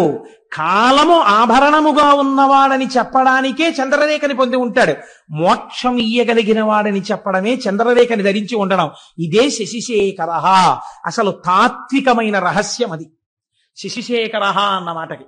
సరే, కానీ మనం అంటాం సోమనాథలింగము అన్న విషయాన్ని ప్రస్తావన చేస్తాం. కానీ ఇది కూడా పరమ సత్యం. లేకపోతే జ్యోతిర్లింగం రాదుగా. మీరు చూడండి, మళ్ళీ ఇక్కడ ఒక చిత్రమైన మాట ఉందండి. శివ సంబంధమైన విషయాల్లో కొన్ని ఆశ్చర్యకరమైన మాటలు ఉంటాయి. మీరు కంచిలో ఉండేటటువంటి లింగం దగ్గరికి వెళ్ళి ఇది జ్యోతిర్లింగము అని మీరు అన్నారనుకోండి, శాస్త్రం అంగీకరించద్దాన్ని. దాన్ని ఏమంటారంటే అష్టమూర్తుల యందు అది ఒక లింగము, పృథివీ లింగము అని పిలుస్తారు. పంచభూత లింగాల్లో అదొకటి. అలాగే కాళహస్తి వెడితే అది వాయులింగం, అది జ్యోతిర్లింగం కాదు. అలాగే మీరు జంబుకేశ్వరం వెడితే జలలింగం, అది జ్యోతిర్లింగం కాదు. కానీ మీరు కొన్ని లింగాలు ఉన్నాయి, వాటిని జ్యోతిర్లింగములని పిలుస్తారు. చాలా జాగ్రత్తగా మీరు పట్టుకునే ప్రయత్నం చేయండి. శశిశేఖర అన్న దాని తత్వంలోంచి జ్యోతిర్లింగం అని పిలిచినప్పుడు మీరు ఒక స్తోత్రం చదువుతుంటారు సాధారణంగా. మీకు అందరికీ నోటికొచ్చరి సౌరాష్ట్రే సోమనాథంచ శ్రీశైలే మల్లికార్జునం ఉజ్జయిన్యాం మహాకాళం ఓంకారం అమలేశ్వరం అని ఆ శ్లోకం అంతా చెప్పి ఆ చిట్ట చివర మనం ఓ మాట చెప్తుంటాం, ఏతాని ద్వాదశ లింగాని అని సాయం ప్రాతర్పటేన్నర అంటాం. ఇది ద్వాదశ జ్యోతిర్లింగ స్తోత్రము అని పిలుస్తాం. ఈ 12 మీరు జ్యోతిర్లింగములు అని పిలుస్తున్నారు కదండి. జ్యోతిర్లింగము అని పిలిచినప్పుడు లింగము జ్యోతి, ఈ 12 చోట్ల ఏం ఉండాలి? న్యాయంగా దీపం ఉండాలి, జ్యోతి ఉండాలి. కానీ మీరు సౌరాష్ట్రం వెళ్ళారనుకోండి, సోమనాథ క్షేత్రానికి వెళ్ళారనుకోండి, అక్కడ మీకు దీపం కనపడుతోందా, శివలింగం కనపడుతోందా? శివలింగమే కనపడుతోంది. శ్రీశైలే మల్లికార్జునం, మీరు శ్రీశైలం వెళ్ళారనుకోండి, శ్రీశైలంలో మల్లికార్జున లింగం కనపడుతోందా, జ్యోతి కనపడుతోందా? లింగమే కనపడుతోంది. మరి మీరు ఈ 12 జ్యోతిర్లింగాలనడానికి, ఈ 12 జ్యోతిర్లింగాలంటే మిగిలిన కంచి ఇలాంటి చోట ఉన్న లింగాలు వీటికన్నా తేడాగా ఏమైనా ఉన్నాయా? మరి వాటిని జ్యోతిర్లింగాలను మీరు ఎందుకన్నారు? ఈ 12 ఎందుకు జ్యోతిర్లింగాలు అంటారు? ఏమైనా కారణం ఉందా? అలా ఎందుకు పిలుస్తారు అంటే దీన్ని రుద్రానికి ఉన్నటువంటి ప్రార్థన గజ్జె ఎందుకు చెప్పారు. ఆపాతాల నభస్థలంత భువన బ్రహ్మాండమా విస్ఫురత్ జ్యోతిస్ఫాటికలింగమౌళి విలసత్పూర్ణిందు వాంతామృతై అస్తోకాప్లుతమేకమీశమనిశం రుద్రాను వాకాన్ జపన్ ధ్యాయేత్ ఈప్సిత సిద్ధయే అన్నారు. ధ్యాయేత్, మీరు ఆ లింగము దగ్గరికి వెళ్ళి అడిగినప్పుడు ఇహమునందు కావలసిన సౌఖ్యము నుండి మోక్షము వరకు ఏదైనా ఇవ్వగలిగిన పరబ్రహ్మస్వరూపంగా శివలింగం ఉన్నది. మీకు దొంగో చీకట్లో తెలియలేదనుకోండి, దీపం పెట్టి చూడాలి, స్పష్టంగా తెలుస్తుంది. దీపాన్ని చూడడానికి ఇంకో దీపం అక్కర్లేదు, దీపమే అంతే. ఇంకా జ్యోతియే ప్రధానము స్పష్టతకు. ఈ లోకమునందు జ్ఞానము పొందాలన్నా ఝాయేత్ ఈప్సిత సిద్ధయే, నాకు మోక్షం కాదండి, ఏదో వ్యాధి తగ్గాలి, ఆల్ రైట్ తగ్గిపోతుంది. నీకు ఆ పూనికుంటే 3 ఏదో ఉద్యోగం రావాలి, వచ్చేస్తుంది నీకు. అందుకేనండి ఎవరైనా కష్టాల్లో ఉంటే దక్షారామం వెళ్ళమంటారు. 40 రోజులు 41 రోజులు దక్షారామంలో వెళ్ళి దర్శనం చేసుకోవాయా అంటారు. దక్షారామం భోగక్షేత్రం, అది ఎటువంటి భోగాన్నైనా ఇచ్చేస్తుంది మనిషికి, ఎటువంటి కోరికైనా తీర్చేస్తుంది. కాబట్టి జ్యోతిర్లింగము అంటే జాయేత ఈప్సిత సిద్ధయే. మీరు వెళ్ళి అలా చూసిన దాన్ని మళ్ళీ ఇక్కడ స్మరించి కూర్చున్నారనుకోండి, ఇది ప్రధానం. జాయేత్, చూసి కూర్చుని మళ్ళీ ఇక్కడ ఒక్కసారి స్మరిస్తే ఈప్సిత సిద్ధయే, మీ కోరిక తీరుతుంది. వేదం మీకు అభయం ఇచ్చింది కాబట్టి కోరిక తీర్చడం దగ్గర నుంచి మోక్షం ఇవ్వడం వరకు చెయ్యగలిగినటువంటి శివలింగములు ఏమున్నాయో అవి జ్యోతిర్లింగములు. అటువంటి జ్యోతిర్లింగములు స్వయంభూ, అవి ఒకరు ప్రతిష్ఠ చేసినవి కావు. ఈశ్వరుడు చిత్ర విచిత్రమైన పరిస్థితుల్లో అలా వచ్చాడు. అలా ఎందుకు వచ్చాడు అన్నదాన్ని మనం 2గా చెప్తాం శాస్త్రంలో. ఎలా చెప్తామంటే, ఒకటి స్థల పురాణము అంటాం. ఇది ఎందుకు వింటామంటే, మీరు సోమనాథం వెళ్ళారనుకోండి, అయితే శ్రీశైలం వెళ్ళారనుకోండి, శ్రీశైలం వెళ్ళి మల్లికార్జున లింగాన్ని దర్శనం చేసేసుకుని వచ్చేసారనుకోండి, ఒక స్థాయిలో గొప్పదే ఇది. కానీ ఏమడుగుతామంటే, అయ్యా ఒక్కసారి దీని స్థల పురాణం చెప్పండి మాకు అని అడుగుతాం. అంటే ఎందుకు వచ్చిందో ఆ లింగం చెప్తారు. గుడిలోకి వెళ్ళిన తరువాత దర్శనం చేసుకున్నప్పుడు వినేటటువంటి స్థల పురాణమే మీరు జ్యోతిర్లింగముల యొక్క ఆవిర్భావ చరిత్రగా పురాణాంతర్గతముగా వింటే ద్విగుణీకృతమైనటువంటి ఫలితాన్ని, దర్శనం చేసి ధ్యానం చేసిన ఫలితం ఎంతదో అంత ఫలితాన్ని ఇస్తుంది. ఇప్పుడు 12 జ్యోతిర్లింగాల్ని శివమహాపురాణాంతర్గతంగా మీరు విన్నారనుకోండి, అందుకు తీసుకొస్తారు. ఇప్పుడు మీకు ఏ ఫలితం వేస్తారంటే, మీరు ఈ దేశములో ఉన్న 12 జ్యోతిర్లింగాల్ని సశాస్త్రీయంగా ఎలా దర్శనం చెయ్యాలో అలా దర్శనం చేసేసినటువంటి ఫలితాన్ని మీ ఖాతాలో వేసేస్తారు. కనుక పురాణంలోకి వీటిని తీసుకొస్తారు. కాబట్టి ఇప్పుడు శశిశేఖర సోమనాథ జ్యోతిర్లింగమో వదిలిపెట్టేయచ్చా? వదిలిపెట్టకూడదు, స్మరించాలి. ఎందుకు వచ్చిందో చెప్పుకోవాలి. ఒకసారి చెప్పుకుంటే ఏమవుతుంది? మీరు ఇక్కడ స్మరిస్తున్నారు దాని కథని. అది స్మరించడం చేత స్వయంభూ అయినటువంటి పరమాత్మ ప్రసన్నుడై, మీరు అది వింటున్నప్పుడు మీకు తెలియకుండానే మీరు ఆ సోమనాథ క్షేత్రం ఇలా ఉంటుంది అని మనస్సు అక్కడికి వెళ్ళిపోతుంది. అది వింటారు. ధ్యాయేత్, ధ్యానం చేసింది. మామూలుగా అయితే క్షణం చేస్తుంది, ఇప్పుడు ఒక అరగంట చేస్తుంది. అపారమైనటువంటి ఫలితాన్ని ఇచ్చేస్తుంది. అలా 12 జ్యోతిర్లింగాలు విన్నారనుకోండి, ఏమవుతుంది? అందుకని పురాణ శ్రవణం చెయ్యి అంటారు. ఇప్పుడు విన్నవాడికి ఏమవుతుంది? 12 జ్యోతిర్లింగాల దర్శనం చేసవచ్చే ఫలితం ఏదో అది వాడి ఖాతాలో వేసేస్తారు. అందుకే పూర్వం అందరూ వెళ్ళలేరని ప్రత్యేకంగా మన వాళ్ళు వెర్రివాళ్ళై పురాణం చెప్పించలేదండి. ఒక ఆయన్ని పట్టుకు తెచ్చుకుని, అయ్యా మాకు పురాణం చెప్పండి అంటే ఆయన ఓ పుస్తకం పెట్టుకుని చక్కగా చదువుతుంటే ఆయన చెప్తుంటే భక్తి శ్రద్ధలతో అలా వినేవారు. ఇది ఇలా ఉంటుందా అండి, దీనికి హేతు ఉంటుందా అండి అని అడిగేవారు కాదు. శ్రద్ధ అలా ఉంటుంది, ఈశ్వరుడు స్వతంత్రుడు, అలా చెయ్యగలడు, వాళ్ళకి ఆ విశ్వాసంతో వినేవారు. అందుకే 80 ఏళ్ళు రానివ్వండి, చక్కగా మోకాళ్ళు నొప్పి లేదు, బీపీ లేదు, షుగర్ లేదు, కళ్ళజోడు లేదు, ఇనప రాయల్లే ఉండేవారు. ఇంత పప్పు అన్నం, ఇంత చారుడు నెయ్య, ఇంత ఆవకాయ కలుపుకొని శుభ్రంగా తినేసి త్రేయించి వెళ్ళిపోయేవారు. ఎందుకుండేదంటే వాళ్ళకి భగవంతుని మీద విశ్వాసం లోపల జఠరాగ్నిగా ఉండేది. మనకు అన్నీ వేరువిరుపులే. అలా ఉంటుందా అండి? నీకు ఆకలి ఉండదు, అనుమానం సంశయాత్మ వినశ్యతి. కాబట్టి చూడండి, శిశిశేఖర అన్న నామాన్ని వ్యాఖ్యానం చేస్తూ అంటారు, దక్ష ప్రజాపతికి 27 మంది కుమార్తెలు. ఆ 27 మంది కుమార్తెలే 27 నక్షత్రాలు, అశ్విని, భరణి, కృత్తిక, రోహిణి. వీళ్ళు ఈ 27 నక్షత్రాల్ని తీసుకెళ్లి చంద్రుడికి ఇచ్చి వివాహం చేశాడు. ఒక ఆయనకే ఇచ్చేశాడు, గొడవ లేదు, పండగ ఒక్కడే అల్లుడు వస్తాడు. అందుకని 27 ఆడపిల్లల్ని ఒక్కరికే ఇచ్చాడంటే పూర్వం దక్షిణ నాయకత్వము అని ఒకటి ఉండేది. మీరు నన్ను క్షమించండి, నేను పురాణాంతర్గతంగా ఇలాంటి మాట అనకూడదని అండం ఎందుకు అంటున్నాను, ఒక దక్షిణ నాయకత్వాన్ని సమర్థించడానికి. అనుకోండి, విజయనగర సామ్రాజ్యాన్ని పరిపాలించినటువంటి రామరాయల వారు అప్పుడప్పుడు ఏదైనా ఊరిడితే ఆ ఊళ్ళో తరణిపోలిన పిల్లలు కనపడుతుండేవారు. దక్షిణ నాయకత్వం అంటే అలా ఉండేది. అంతమంది భార్యలతో ఉండేవారు. దశరథ మహారాజు గారికి 365 మంది భార్యలు ఉండేవారు.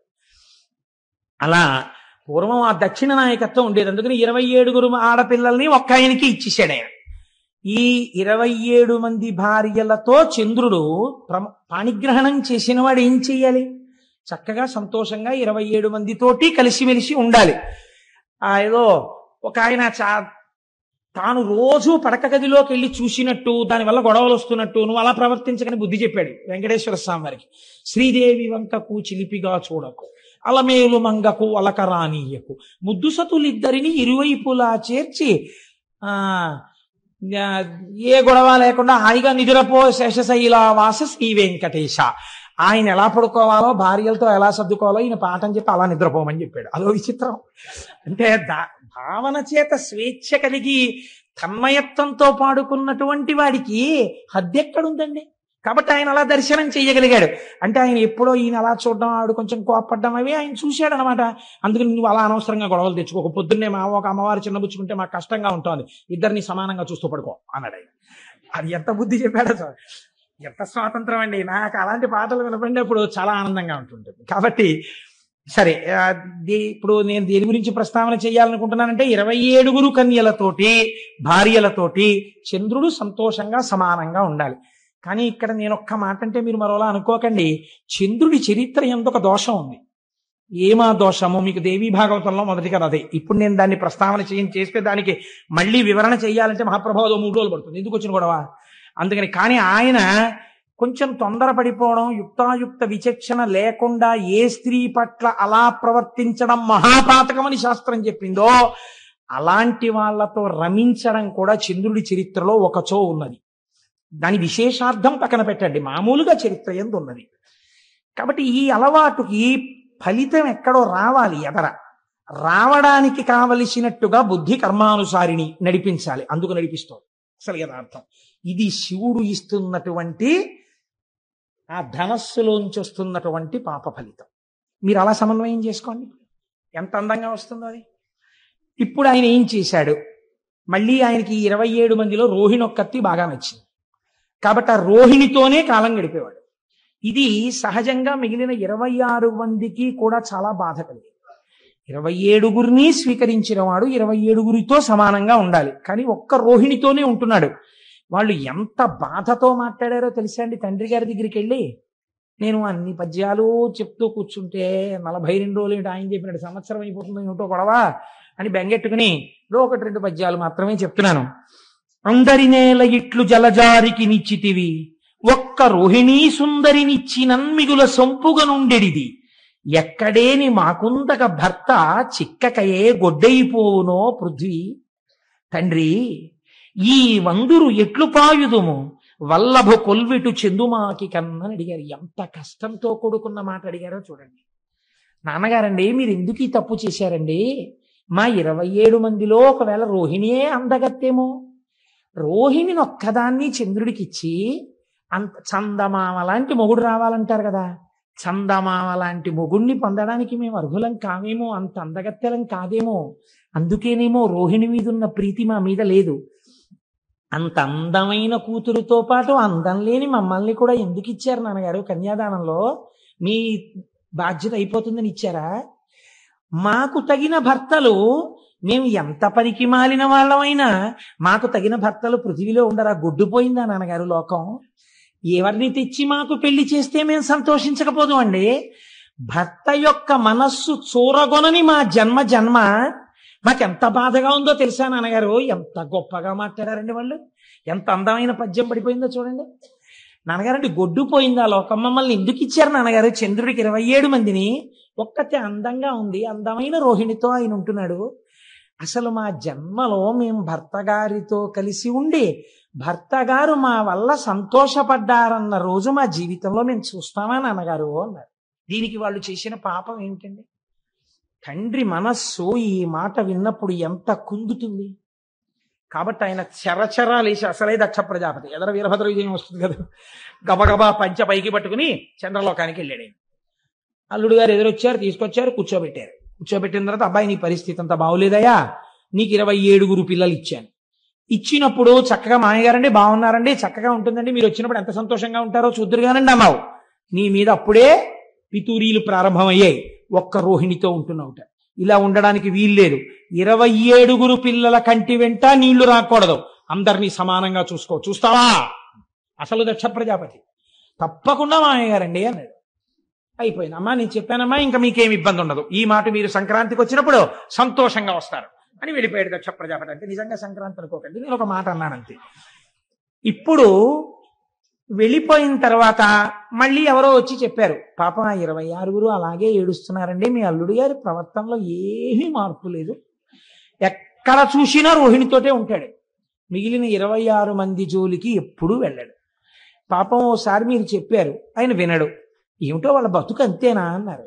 అనేటప్పటికి ఇప్పుడు ఆయనకి ఎందుకు కోపం వచ్చిందంటే, నా మాట వినలేదని కోపం వచ్చింది.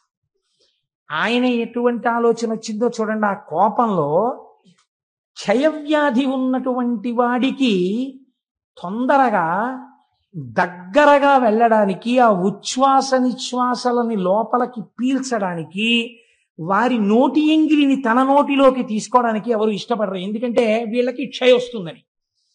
కాబట్టి ఆయన అన్నాడు, నీ విశృంఖలత్వానికి నేను అడ్డు వేస్తాను, కాబట్టి నువ్వు క్షయవ్యాధి పీడితుడవగుదువుగాక.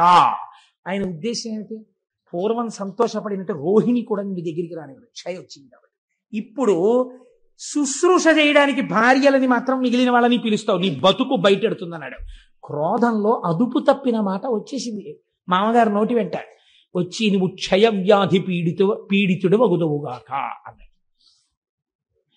ఈయనకి క్షయవ్యాధి వచ్చింది, కానీ దేవతలందరికీ భోజనాలు పోయి ఉపవాసాలు చేసి న్యూరోబియాన్ ఇంజక్షన్లు చేయించుకోవాల్సి వచ్చింది. వాళ్ళందరూ నీరసపడిపోయారు. ఇదేమిటండి, చంద్రుడికి క్షయవ్యాధి వస్తే దేవతలకు నీరసం రావడం ఎందుకు అంటే, ఇక్కడ ఒక పెద్ద మర్మం ఉంది. చంద్రుడు బాగా ప్రకాశిస్తే ఆయన యొక్క అనుగ్రహం చేత ఓషధులు ప్రకాశిస్తాయి.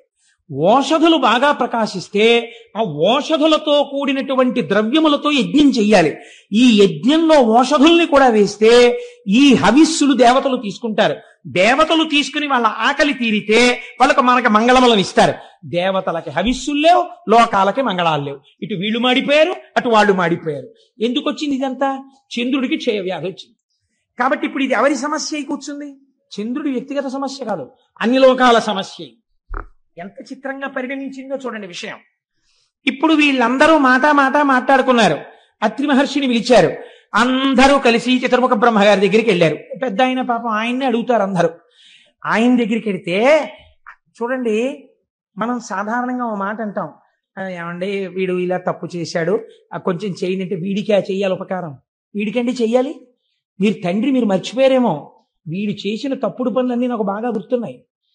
ఎంత ఏడిపించాడంటే బృహస్పతిని, నాకు తెలియదా ఆ రోజు నేనే కదా చతుర్ముఖ బ్రహ్మని జోక్యం చేసుకున్నాను. వీడికి అసలు ఇటువంటి ఇది రావాలి, బాగా వచ్చింది నాళ్ళకి, మామగారు బలి చేపించాడు. కానీ ఇగో వీళ్ళ కోసం ఓ మార్గం చెప్పక తప్పదు అని చెప్తాడు చూసారా ఓ పెద్ద ఆయన, అలాగే చెప్పాడు బ్రహ్మగారు. ఆ పద్యం వినండి ఎంత గొప్పగా పడిందో.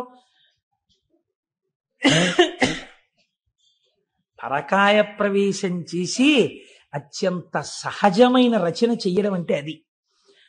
అయినను లోక సౌఖ్యమును నారసి చెప్పెదా.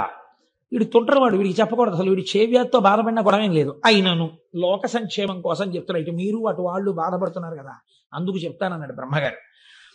ఆ ప్రభాసమాన్యూనత రాఘహారియగు నొద్దిక వీడట చేరి శంకరున్ పూనిక కొల్చుచున్ తపసుభూని వసించిన కొన్ని నాళ్లకి గ్లానిని మాన్పగాగలదు కాలహరుండు దృఢంబు పొండికన్. నేను చెప్తున్నాను రా ఉపాయం, ఏహీ లేదు. వీడు ప్రభాస క్షేత్రానికి వెళ్ళాలి. వెళ్ళి సముద్రపు ఒడ్డున ఉంది, అది అరేబియా మహాసముద్రం అని ఇప్పుడు మనం పిలుస్తున్నామే, ఆ సముద్రపు ఒడ్డుకు వెళ్ళి కూర్చుని ఆ ప్రభాస క్షేత్రంలో ఓ గుంట తవ్వి అందులో ఒక పార్థివలింగాన్ని పెట్టుకుని పంచాక్షరీ మహామంత్ర జపాన్ని మృత్యుంజయ మహామంత్రంతో కలిపి అనుష్ఠానం చెయ్యాలి.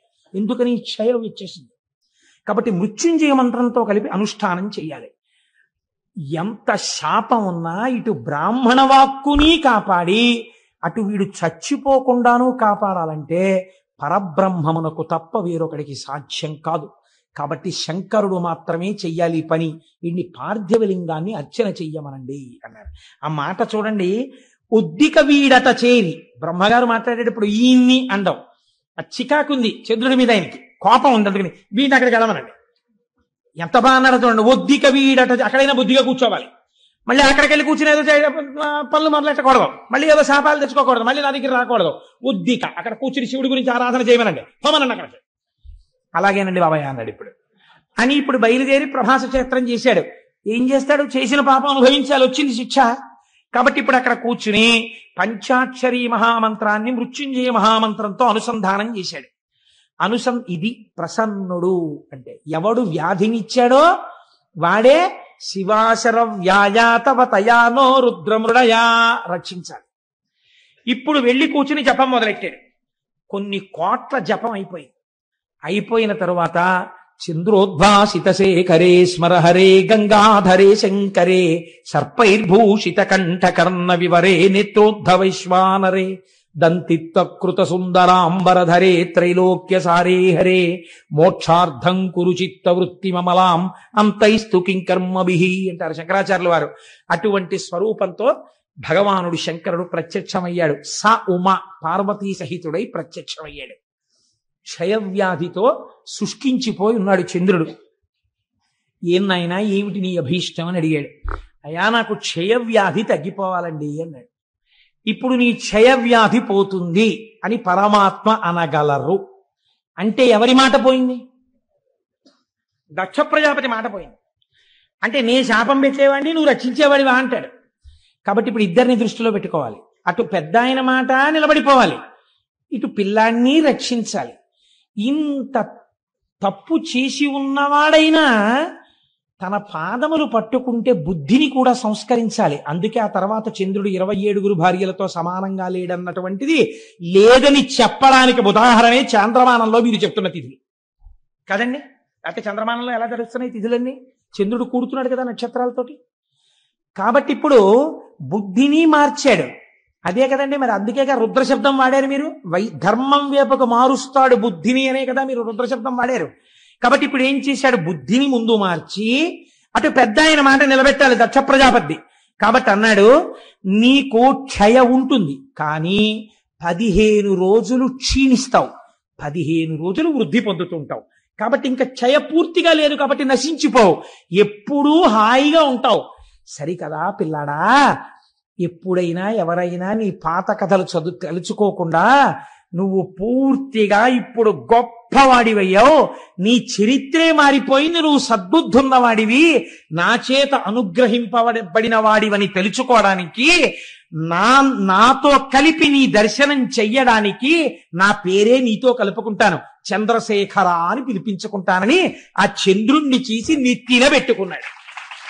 ఏమి ఔదార్యమూర్తి అండి పరమాత్మ. ఇది ఆయన కారుణ్యం అంటే. నీకేమిటి బెంగ? కాలమునకు వశుడు కాని వాడను నేను, నా నెత్తి మీద నిన్ను పెట్టుకున్నాను రా. చతుర్ముఖ బ్రహ్మగారు అన్నాడు, వీడును పోయి ఒద్దికను అన్నారు. ఆయన అన్నారు, తప్ప అందరూ చేస్తారులే నాన్న, చేసావు, నీ బుద్ధి మార్చుకో. నీ బుద్ధి మారింది, ఇప్పుడు నిన్ను నెత్తి మీద పెట్టుకుంటాను. ఇప్పుడు మీకు ఇది విని ఏమైంది? శశిశేఖరః, తప్పులు జరిగిన వాటికి వేళ్లు విరవకండి. ఇంత కారుణ్యమూర్తి అయిన శంకరుడి పాదాలు పట్టుకున్న వాడికి ఒక్కసారి పట్టుకుంటానని పూనికతో నిలబడితే మిమ్మల్ని కూడా నెత్తి మీద పెట్టుకోవడానికి ఆయన సిద్ధంగా ఉన్నాడు కదండి. అందుకని శశిశేఖరః, అందుకని నెత్తి మీద చంద్రుణ్ణి పెట్టుకున్నవాడా అని ఈయన్ని పిలవలసి వచ్చింది. ఆయన క్షయవ్యాధి పోయింది, చాంద్రమానం వచ్చింది. ఇప్పుడు ఈ చంద్రుడు పార్వతీదేవికి గొప్ప భక్తుడయ్యాడు. అందుకే మనుశ్చంద్ర కుబేరశ్చాలోపాముద్రాచ మన్మద అగస్తీరగ్ని సూర్యశ్చ ఇంద్రస్కంధస్తథైవ చ అని క్రోధభట్టారకో దేవ్యా ద్వాదశామి ఉపాసకాః 12 మంది అమ్మవారి మహాభక్తులలో ఈయన కూడా ఒకడయ్యాడు. అయితే ఇక్కడ ఒక చిత్రం జరిగింది. శంకరుణ్ణి చూసి అన్నారు, స్వామి చాలా బాగుందండి, మీరు నెత్తి మీద చంద్రుణ్ణి పెట్టుకున్నారు, శశిశేఖరః అన్న నామం మీకు వచ్చింది, అంతవరకు మేము ఒప్పుకున్నాం. అదే సోమనాథలింగం. స ఉమానాథుడు ఒక అర్థం, అంటే పార్వతీదేవి పక్కన ఉన్నటువంటి కారుణ్యమూర్తి, సశక్తిపరుడు కాదు. సోముడు అంటే చంద్రుడు. సోముడు ప్రార్థన చేశాడు, నన్ను ఇంత అనుగ్రహించిన నీవు ఉత్తరోత్తర ఎవరొచ్చినా రక్షించడానికి ఇక్కడే వెలియవలసినది అన్నాడు. జ్యోతిర్లింగమయ్యాడు. అందుకే అది స్వయంభూలింగాలలో జ్యోతిర్లింగాలలో మొట్టమొదటి లింగం.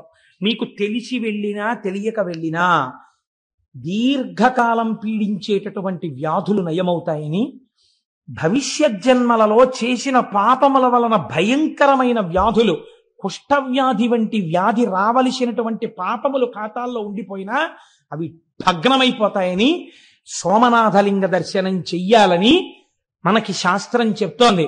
మమ్మల్ని అనుగ్రహించి గోపాలకృష్ణ గారు తీసుకెళ్లబోతున్నారు సోమనాథలింగ దర్శనానికి ఏప్రిల్లో. కనుక ఒకరన్నారు, అయ్యా ఇక్కడ వరకు బాగుందండి, చాలా బాగుంది, సోమనాథలింగ దర్శనం చెయ్యవలసిందే. ఈ లింగం మీద కన్నుబడే ఈ దేవాలయాన్ని ఎన్ని మాటలు ధ్వంసం చేశారో కొందరు. ధ్వంసం చేస్తే మహానుభావుడు ఉక్కు మనిషి అనిపించుకున్నటువంటి భారతదేశపు ఉప ప్రధాని చేసినటువంటి సర్దార్ వల్లభభాయ్ పటేల్ గారు, ఆయన ఆధ్వర్యంలో ఒక కమిటీ ఏర్పడి సోమనాథ దేవాలయాన్ని పునర్నిర్మాణం చేసి అత్యద్భుతమైన దేవాలయంగా రూపుదిద్దారు ఇప్పుడు. కాబట్టి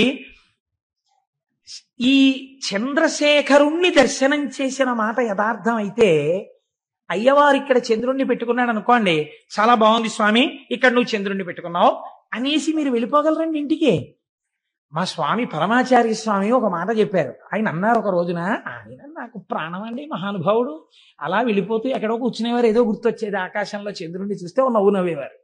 నవ్వు నవ్వి ఆయన అన్నారు, మౌళౌ గంగా శశాంకౌ కరచరణతలే శీతలాంగా భుజాంగా వామే భాగే దయార్ద్రా హిమగిరి దుహిత చందనం సర్వగాత్రే యుద్ధం శీతం ప్రభూతం కనక సభానాథ సోఢుం క్వశక్తి చిత్తే నిర్వేదతస్తే యది భవతి నతే నిత్యవాసో మదీయే అన్నారు. ఈశ్వర, మాకు కొంచెం ఆశ్చర్యంగా ఉంటుందండి, మొన్ననే కదా పుష్యమాసం వెళ్ళిపోయింది. ఆర్ద్రా నక్షత్రమేమో శంకరుడికి ప్రీతి, శ్రవణ నక్షత్రమేమో మా స్వామి వెంకటేశ్వర స్వామి వారికి ప్రీతి. శివకేశవులని రెండు ఎక్కడ ఉన్నాయండి? ఉన్న ఒక్క మూర్తేగా. ఒక్కసారి అలంకారం చేయించుకుని మనల్ని సంతోష పెడతాడు, ఒకసారి అభిషేకం చేయించుకుని సంతోష పెడతాడు. కాబట్టి ఆయన అన్నారు, మౌళౌ గంగా శశాంకౌ, ఈశ్వర నీ తలలో ఇప్పటికే గంగమ్మ ఉంది. ఆ గంగమ్మ ఉత్తినే కూర్చుంటుందా? ఎప్పుడు కదులుతుంది, ప్రవహిస్తుంది. నీరు అలా స్టాగ్నెట్ అయి ఉండిపోతే కుళ్ళుకంపు వస్తుందండి. అందుకని తిరుగుతుంటుంది ఆ జటాజూటంలో. అలా తిరుగుతుండడంలో ఏమవుతుంది, కిందకి ఇలా కారిపోతుంటుంది. ఆ నీళ్లతో నీ ఒళ్ళే ఏమవుతుంది, ఎప్పుడు తడిసిపోతుంది. ఎప్పుడు శంకరుడి దగ్గరికి వెళ్ళి ఇలా ముట్టుకుందామన్నా పార్వతీదేవి చల్లగా తడిసిపోయి ఉంటాడు. అబ్బా తుడుచుకోండి అంటుంది, మళ్ళీ తుడుచుకుంటాడు, మళ్ళీ తడిసిపోతుంటాడు. కాబట్టి ఈశ్వర ఇప్పటికే గంగ ఉంది, అది చల్లగా ఉంటాయి నీళ్లు. చాలదన్నట్టు ఇప్పుడు ఏం చేసావు, చంద్రుడిని తెచ్చి నెత్తి మీద పెట్టుకున్నావు. కాబట్టి ఇప్పుడు నీ తలకాయ ఎంత చల్లగా ఉండాలి. ఎప్పుడు పెట్టుకున్నావో ఆ సోముణ్ణి, తలకాయంత చల్లతనంతో దిమ్మెక్కిపోయి ఉండాలి నిజానికి. ఎంత చల్లతనమో, ఎంత చల్లగా ఉందో, తల నిమ్మెక్కిపోయింది అంటుంటాం మనం. వానలో బాగా తడిసిపోయి ఇంటికి వచ్చారనుకోండి భర్త, భార్య గబగబా ఏం చేస్తుందంటే, ఇప్పుడు లేవనుకోండి కుంపట్లో బొగ్గులేసి గబగబా విసిరి ఒక్కసారి రండి మీకు పడిశం పట్టేస్తుంది, కాస్త సాంబ్రాన్ని వేస్తానని చక్కగా ఆయన నిప్పుల్లోకి పడకుండా ఇలా కొంచెం తల వంచుతుంటే, ఏదో పెద్ద బడాయికి పోయి ఇలా ఏదో తెలియక వంచేసినట్టు తల వంచి ఆవిడ పట్టుకుంటే ఇలా సాంబ్రాన్ని వేస్తుంటే ఆయనకు అదో సంతోషం. ఇంత వానలో తడిచిన శ్రమ పోయేది ఆయనకి. కాబట్టి అలా తండ్రి నీకు జటాజూటం అంతా గంగతో తడిసిపోయింది, చాలదా చంద్రబింబాన్ని పెట్టుకున్నావు, తల నిమ్మెక్కిపోయింది అనాలి నువ్వు పార్వతీదేవి దగ్గరికి వెళ్ళి. పోనీ ఆవిడితో ఈ మాట చెప్దామంటే ఇవి చాలవన్నట్టు ఇంకోటి తగిలాయి. పోనీ తలొక్కటేనండి నిమ్ముకుపోయినట్టుంటుందంటే శీతలాంగా భుజాంగా, పావులు ఒంటికి కుండలీకృత కుండలేశ్వర కుండలం వృషవాహనం నరదాది మునీశ్వర స్తుత వైభవం భువనేశ్వరం. ఆయనకి చెవులకి పావులే, కంఠంలో పామే, భుజాలకి పావులే, పాదానికి వాసుకి చుట్టుకుని ఉంటాడు. వాసుకి ఇద్దరికి ఆభరణం ఉంటుంది, నారాయణుడికి ఇటు శివుడికి వాసుకి చుట్టుకుని ఉంటాడు. వాళ్ళు చుట్టుకుంటే మీకేమిటండి బెంగ అంటారేమో. పాము అడుగు భాగం చాలా చల్లగా ఉంటుంది.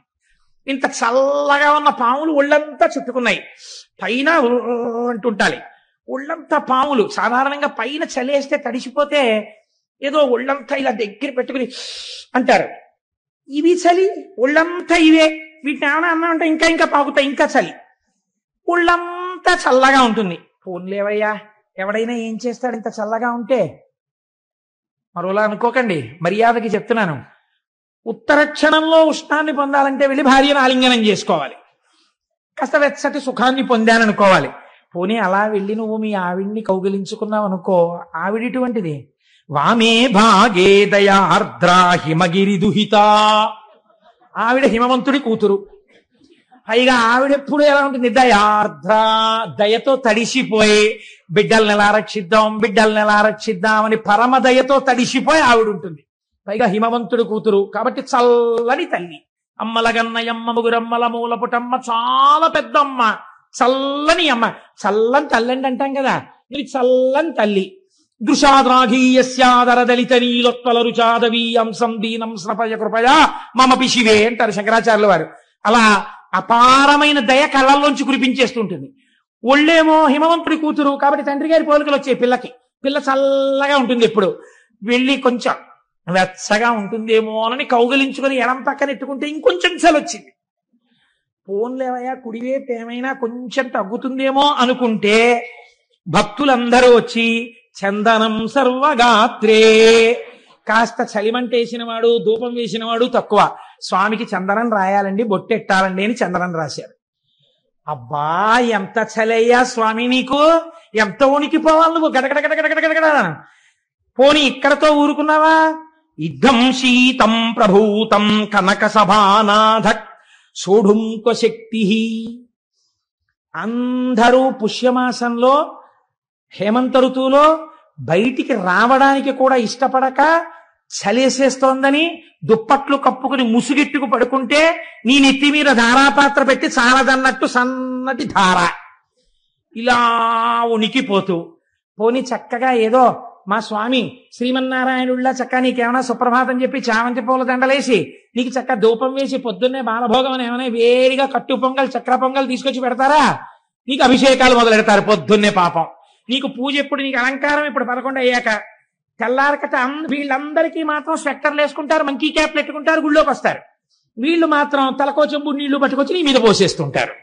అయ్యయ్యో ఈశ్వరా, ఎంత చలయ్యా నీకు పరమాత్మ.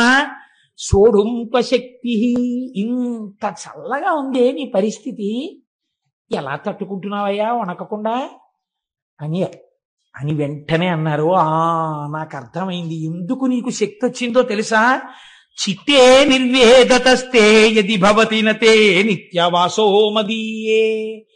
ఎప్పుడు ఆశలతో కోరికలతో ఏడుస్తూ దుఃఖంతో అటు పరిగెడుతూ ఇటు పరిగెడుతూ వేడిక్కిపోయిన నా హృదయంలో కూర్చుని ఈ వేడి తగిలి ఇంత చల్లతనానికి సరిపోలేదు, అందుకే ఇంత చల్లవన్నీ పెట్టుకున్నాం అన్నారు. ఎంతటి కారుణ్యమూర్తివయ్యా. శశిశేఖర చంద్రశేఖరుడిగా కూడా ఇక్కడ కూర్చోవడం వల్ల ఇంత చల్లతనం నీకు సరిపోలా, వేడెక్కిపోయావు మా చిత్తముల యందుండేటటువంటి సెగకి.